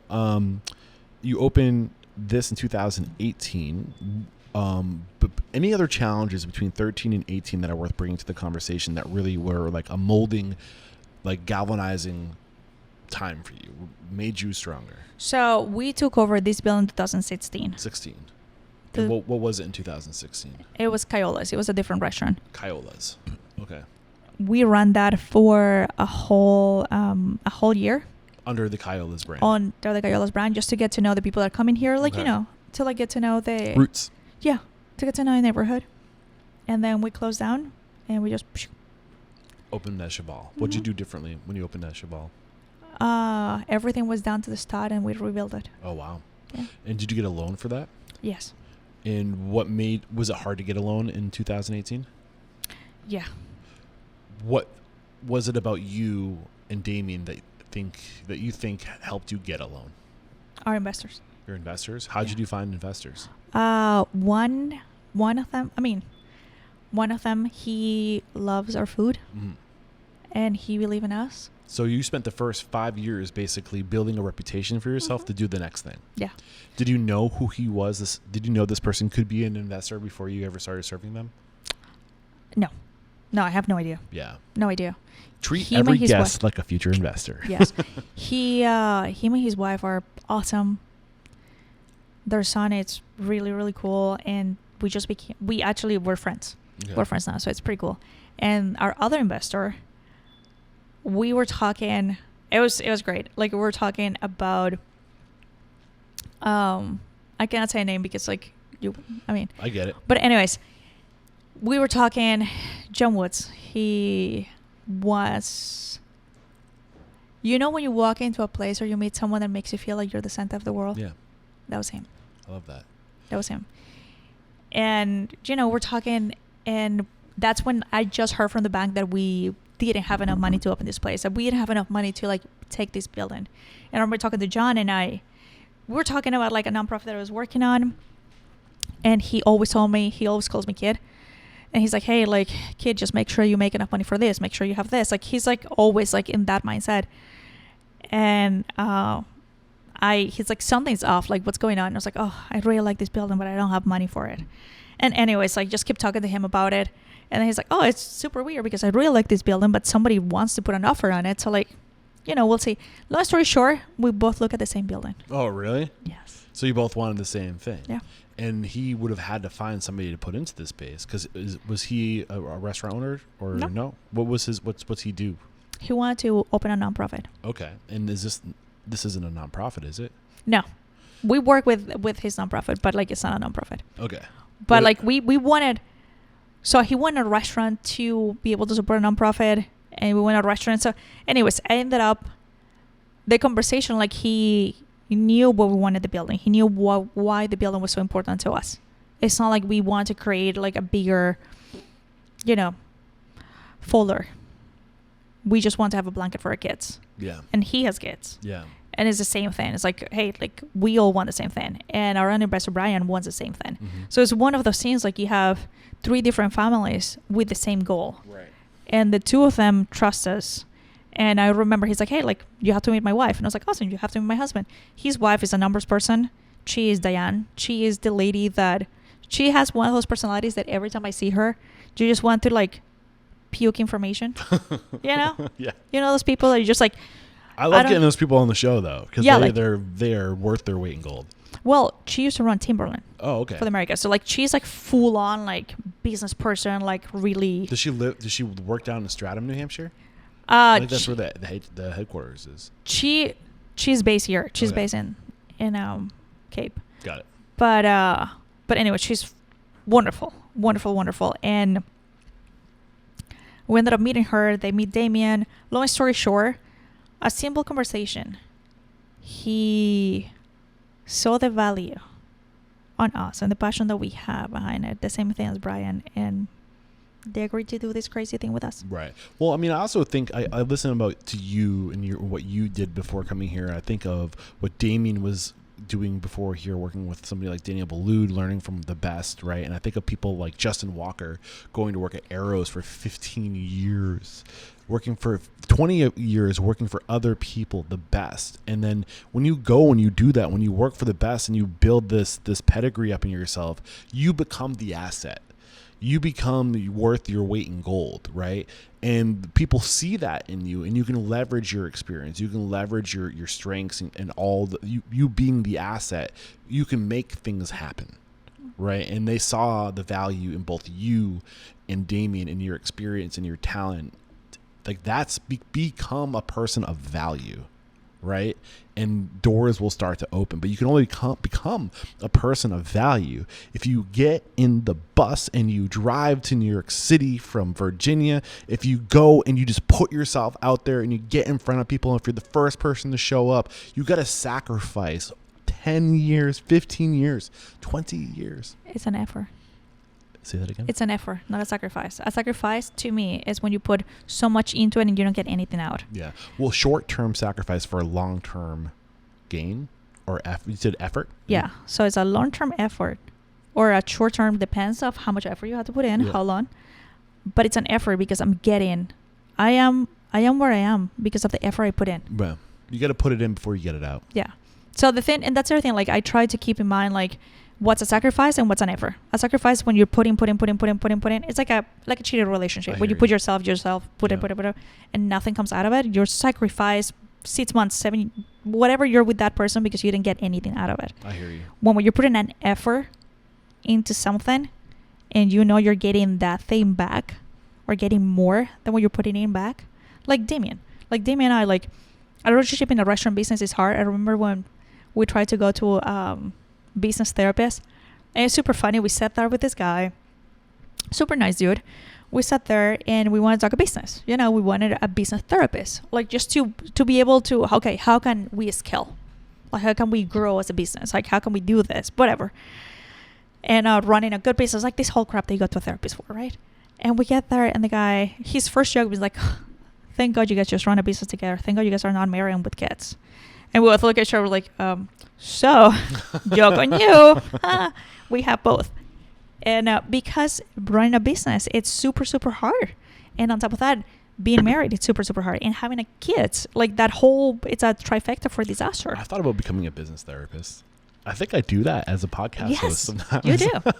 But now you will get paid for it. All right. Think about it. There's an opportunity there. Think about it. Maybe. But you had the goal. Mm-hmm. And for you, you can put the effort in as long as you know there's a destination. Yes. And the destination for you and Damien was security for your children and your family by owning the assets, owning the building. Mm-hmm. And you became personally valuable. You became the asset. And the other thing, like, you have to keep in perspective, like, if you're borrowing, this is just Damien and I. This is like our thing. Okay? This is not how anyone has to run business or anything like that, but this is for us. If you're giving me part of your money, if you're investing in me, if you're investing in the asset, like say that we are the asset, if you're investing in me, I need to make sure that I have something so I can pay you back. Like I just in good conscience can take the money away from you if I don't have how to pay you back. Yeah, you need to be able to set up the agreement in a way that you can take care of your end of the deal. Yeah, so for us, like securing the building itself, it's also a comfort blanket for us knowing like, hey, worst case scenario, knock on wood, worst case scenario, we have something so we can sell so we can pay these people back. Yeah. So you own the building, your partners do not? We all do. Okay. Is that 33% split? No, we own the majority. Majority? Yeah, we own 60%. 60%. Mm-hmm. What advice do you have for going into an agreement like that? How to set that up? Work with people or get investors that you want to have a relationship with. Okay, and you already had a relationship with these people. Yeah. Have you ever heard the advice, don't go into business with friends? 100%. We won't do that. But these aren't friends? They're our friends now, but they're not our childhood friends. Okay. Does that make sense? I guess so. Do you need to get that? I can wait. This is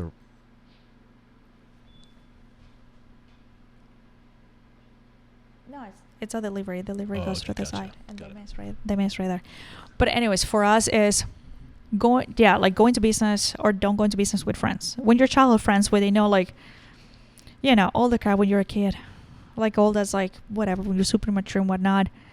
These people are our business friends. These people became our friends. So like, yes, we talk about personal stuff with them and everything, but they're our grown-up friends. Yeah, I think it's interesting. Different people now. Right, for sure. And I think that I think the restaurant industry is tough. Like you are spending 70, 80 hours a week, sometimes 60 at least hours a week with those people. You got to like them. Yeah. You can't and you got to be able to trust them. What about family? But it's the same thing. Like they have to be be in business with family. You will mean you're married to your business partner. Oh yeah, that's true. I was like, no, yeah. I forgot that part, whatever. I think, again, like, you have to, I guess the biggest takeaway, it's like okay, not for everyone. I get this. It's not for everyone. Okay. I'm not saying this is what everyone has to do, but in our case, or just my side, when Damien proposed to me, and you can ask him, when Damien proposed to me, the first thing the team is getting here. So when Damien proposed to me, the first thing I said to him is like, "Are you sure? We need to talk." And Damien was like, "Talk him out of it. Get off your knee real quick. Stand up for a second." His answer was just like, "I'm in one knee," and I was like, "Dude, we need to talk." So I went down and I sit down on the floor. I was like, "I get it. Like, I acknowledge that you're on the one knee. That's really sweet. Thank you so much. It's lovely. That's awesome. Thank you. I love you too. But we need to talk." Yeah. I was like, it's things in my life that I want to accomplish. Yeah.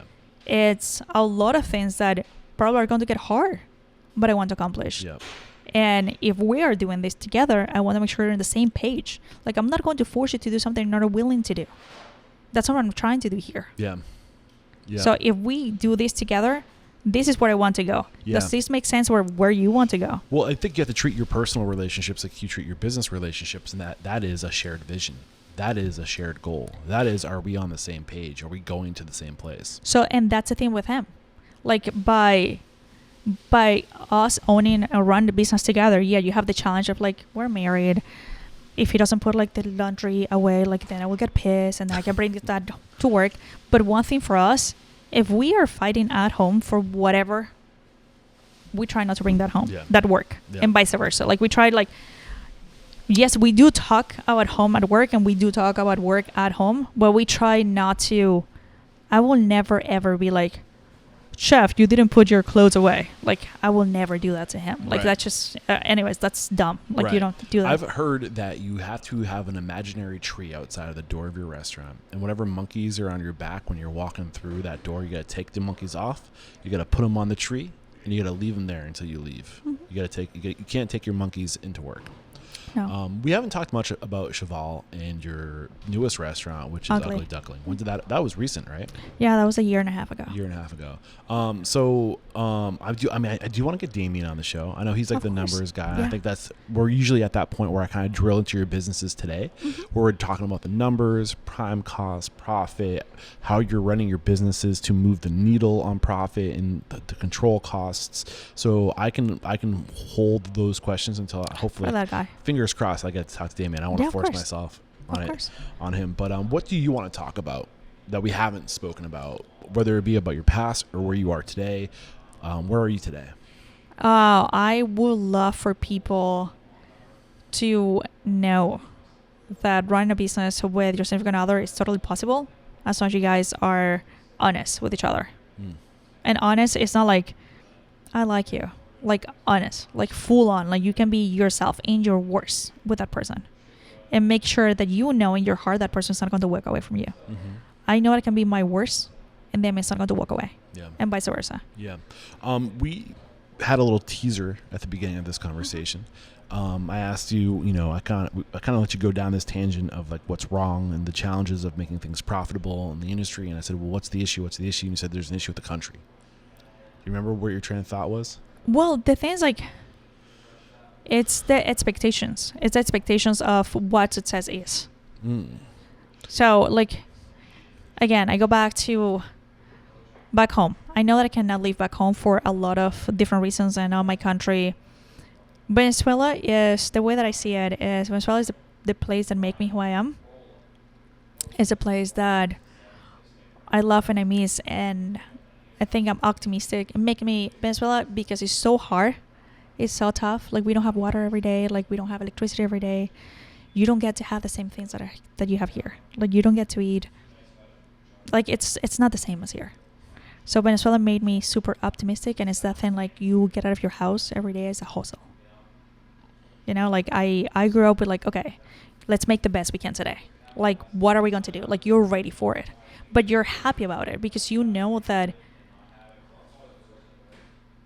it's up to you. Well, what I'm hearing is that because you didn't have the same luxuries growing up, that you're grateful for what you have today. Yeah. And I think if I'm reading between the lines, the issue with American culture is we define success by status. How much shit do we have? And you take it for granted. We take what we have for granted. 100%.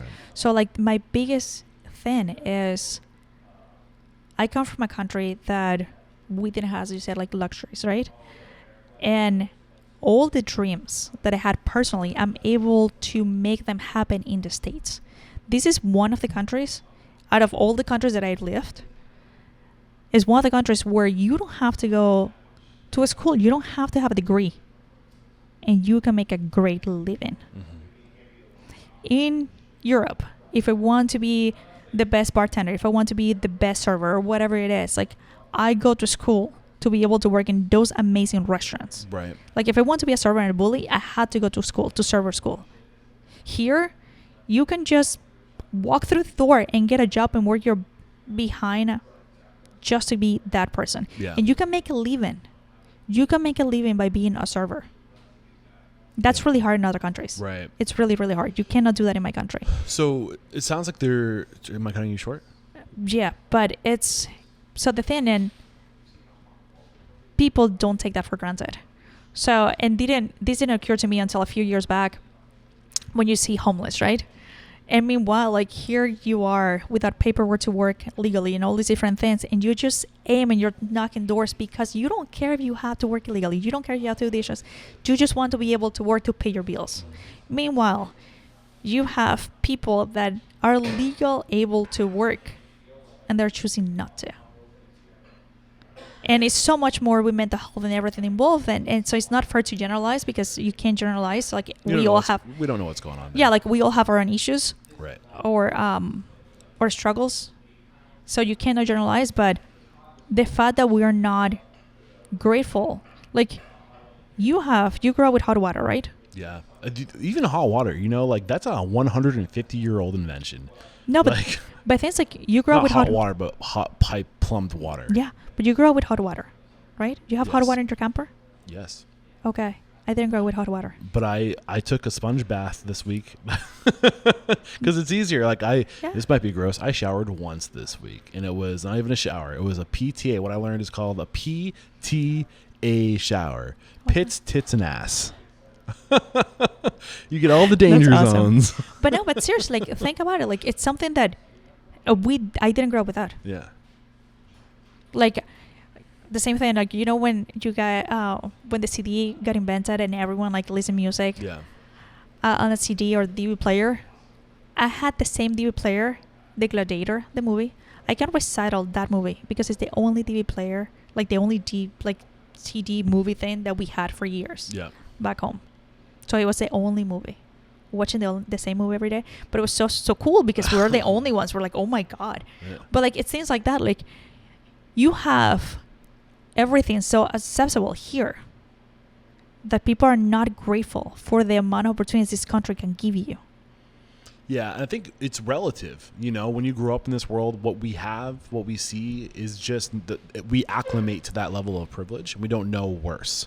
I think being able to get out of this country, to go travel, see how other people in some Eastern countries or Southern countries where they don't have as much abundance. I mean, they have abundance, but it comes in different forms. And we really do live unreasonably.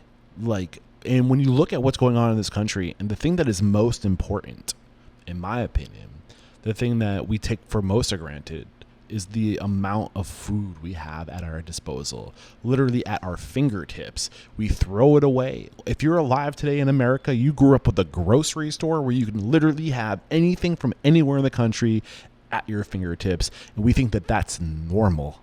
That is a relatively new thing, and it's a really only still to this day a new thing for only certain privileged countries. Not all countries can do that.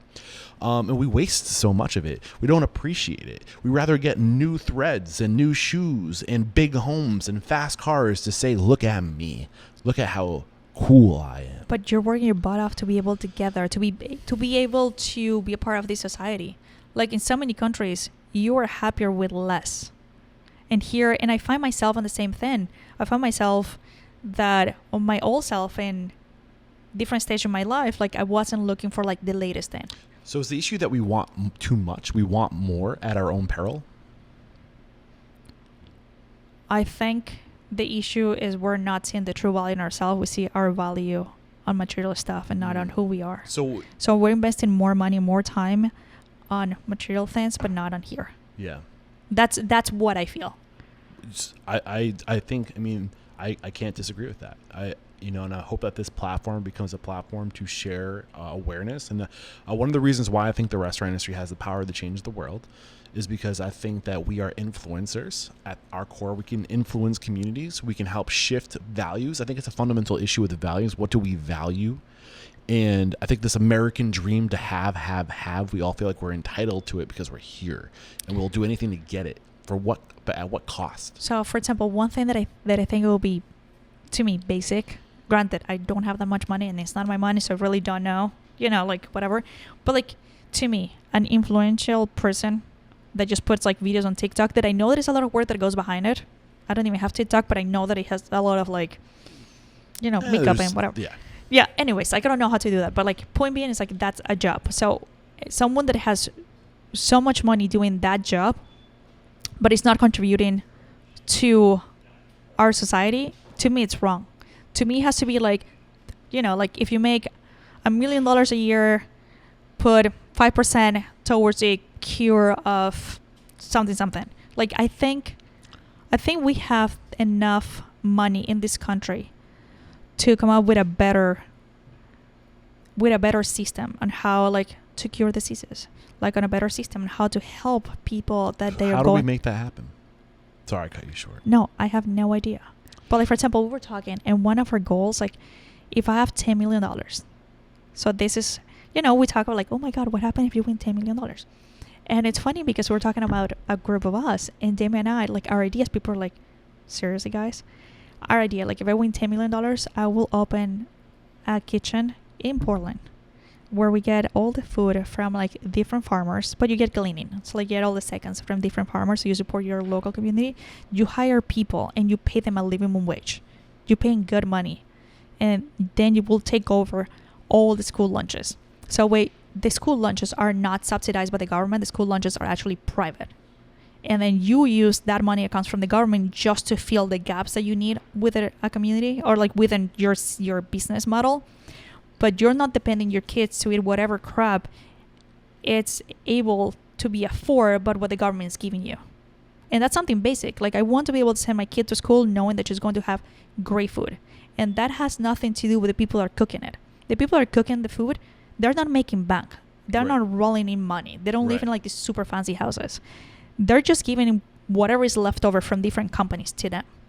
And that's not how I want my kids to eat. Right. Like they get a bagel, a cool behind bagel on a plastic bag. And they give this plastic knife, and that's whatever cream cheese, not even Kraft cream cheese, whatever cream cheese. And that's their breakfast. Yeah. No, I want my kids to have hot breakfasts. Yeah. I really do. I want that. And we do that for our kids. But I feel like that should be the norm for every kid. Right. Yeah. I mean, I don't have the answers. I do know you have 10 million bucks? What's that? Do you have $10 million? I don't. Damn it. I do not. I have enough gas to get home in my truck. Okay, cool. Awesome. But, I do think that, to your point, if you have the right goal, if you have the right vision, the right mission, you can almost deal with anything, right? And I do think that if we're better in this country about sharing collective goals, collective missions, to be happy, to be healthy, to be seen, to feel safe, to feel secure, to feel like you can grow as a person and have purpose. I think those things that are the universal things that cause happiness are more achievable than we realize. I think we just need to realize that in order to achieve those things, we need to achieve it together. And how do we do that? And is that with regulation? I don't think so, honestly. I think it's in sharing shared values, and I think it's prioritizing new values. But I think it's also creating rules. What's that? It's also creating rules. Like you cannot expect for someone that hasn't shared their whatever $10 million with anyone ever to come up one day and be like, hey, let's just bring these people up. Like I think it has to have like a set of rules, or like you need rules. Yeah, like in a way that you can get these people to see what it is. Like you have like all this money singly handed by a certain group of people or by individuals, whatever they do for a living. But I can't believe that somebody hasn't come up with this idea before. I can't believe that this cool food. So like I get it. In my country, this cool food sucks because we generally have no money. Yeah. But if you go to Europe, go to Italy. What are they feeding the kids in the school? Amazing lunches. What but they have different values. Yeah, but why we cannot do that in America? We can. But nobody has done it. Nobody has like... Because the values haven't shifted yet. And like that blows my mind. Yeah. I mean, I think that you and I sitting here talking about this, I think the shift is happening. I just don't think it happens fast. I think if you look at where we were... God bless. Bless you. If you look at where we were and I think where we're going, I think there is this a collective awakening happening. But is based on, so like I go back to the school lunches part because it's something tangible. Like it goes back to people want to change it, but people want to change it based on the money that is subsidized by the government, because the government has so much money. What about putting your own money? Yes. Put your own words 100%. in your wallet. So I think what the biggest issue in this country, this is me speaking, not you speaking, is that we say somebody has to do something about this. Why isn't anybody doing something about this? And what I've learned through studying successful people is that change doesn't come from the outside in. It comes from the inside out. We have to do something about it. We have the choice to do what we want with our money, but what do we want to do? You know, like that's the question we have to ask. Of what do we want? So another thing. So that's what I will do with my $10 million, right? To show in our city that privately we can feed our kids better in our city. Yeah. And then with that money that produces, go invested to do it in a different part of our state and so forth, until we're able to model that within our state. We're able to model it to different states. Yeah, I love that. Okay, that's what I will do with my money. With Damien's $10 million, which it blows my mind that nobody has done it yet. With Damien's $10 million, he will open a fish farm where you raise tilapia or any whitefish to make sure that you sell it to McDonald's and to all those fast food places, so they can sell it super cheap, the same way that they sell it right now. But that way they don't take it from our oceans, so they don't pollute our oceans. I can't believe that McDonald's hasn't come up with a better way to do it so they're not polluting our environment. Right. I mean, again, seriously, they have a ton of money. If people started giving their money to local businesses instead of McDonald's might shift their practices in order to survive. Maybe they might. I don't know. I think it's more complicated than I pretend to begin to even understand. I know it's more complicated, but I do know that it all starts with choice, and I think we could be better about the choices we make with our own money for sure. And so go ahead. You can go and get fast food, and this is something that we talk about within my family is, you can go and get fast food, and you're going to pay the same as if you sit down in a restaurant. Like, go to Portland, just get like even a sandwich. Right. Like, we have a sandwich shop with $17. You can have a sandwich and you can have a drink. And you're going to be supporting the people that work there. Right. You're going to be supporting me. You're going to be supporting my kids. You're going to be supporting like Sir, Jimmy, everyone, Andy, Jack, everyone that works there. Like, people have this thing that when you go to a restaurant, you spend money there, you're supporting the owners. No, dude, it's a whole team that you're supporting. Right. A whole team. Right. And not just that team, you're supporting the farmers that we use. Mm-hmm. So when you come here, when you come here, you support Bubble Root Fire, you support like Acre Farm, like you support different people. Yeah. Ilma, I've really enjoyed today's conversation. I want to respect your time. We're almost 3 hours since I've been here. Oh my God, I'm so sorry. No, I've loved every second of it. I would love to continue to share parts of the story that I didn't get fully with Damien, so I would love to get Damien on. I do have a couple questions I want to ask you before we officially wrap up. And the first one is, what is one thing about your business, a value, a process, a system that's uncommon and makes you truly unstoppable?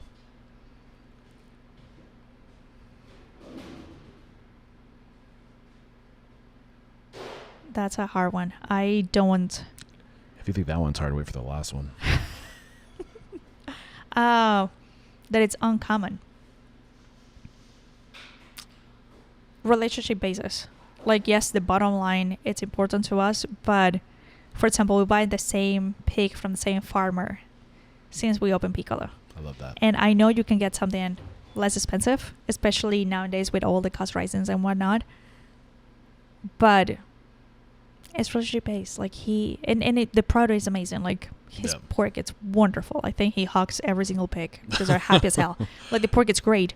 But it's one of those things, like, yes, bottom line is important to us, but also getting and supporting those people that have been with us since day one. Yeah. It's super important to us. I love that. The mission statement is to change the world through inspiring, empowering, and transforming the industry. How have you personally transformed? How are you a better woman today than the woman you were when you started in this industry?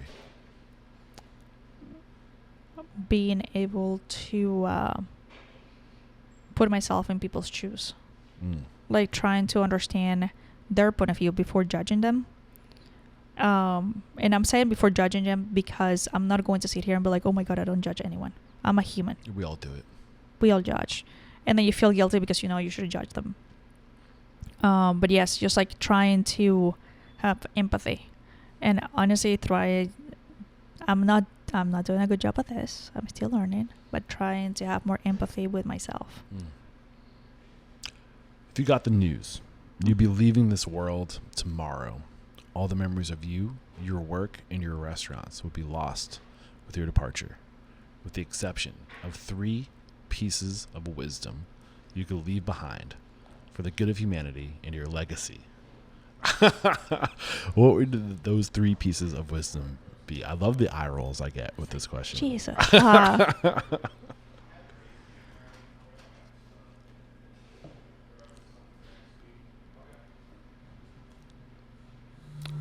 Focus, like honestly, focus on your journey, like your journey. Focus on your journey. Mute the outside noise. Mute the outside noise. And be kind to you and others. And be kind to you and others. Ilma, I've loved this conversation. So many people said so many great things about you. I understand now why you are awesome. Thank you. It was a pleasure to share your story, to share your experience, your perspective. I wrap up every chat by trying to find more Ilmas out there. Who do you respect and admire in the industry? Somebody who's doing it right, who's making an impact, who's fiscally responsible, also making money while doing it, that we can share their knowledge. Who is that for you?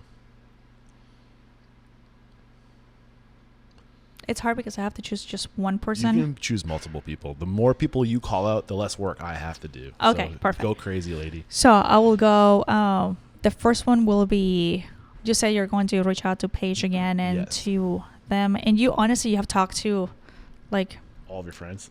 yeah, I know you will talk to all my friends, so I cannot call them out again. But I will do, and I know that you're going to talk to Damien, but just within like really close circle, we'll talk. It can be anywhere in the country.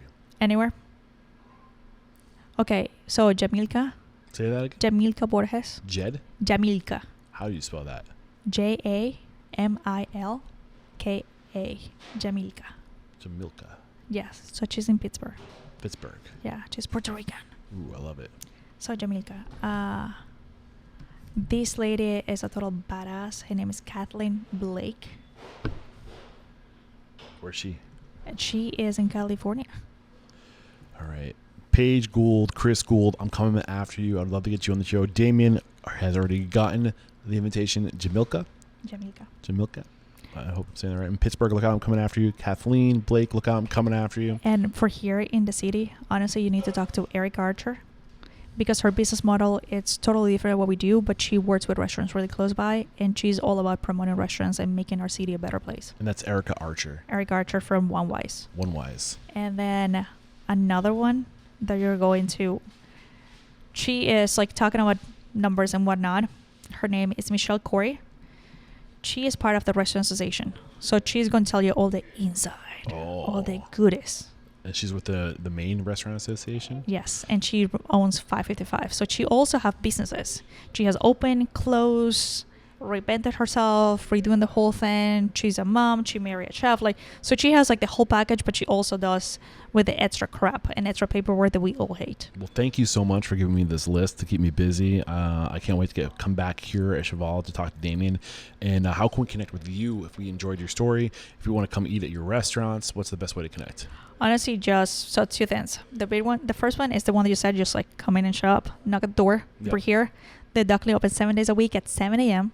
It's so good, by the way. Thanks so My much. breakfast sandwich was amazing. So good that I forgot to take a photo of it. So I'm gonna have to do a still of the video of me eating it. And the second one, Chaval, we're going to start opening 6 days a week, by the way. But we open at 4:30. Okay, beautiful. And social handles? Yep. So we do Chaval Maine and Ugly Duckling Maine. And what about yourself?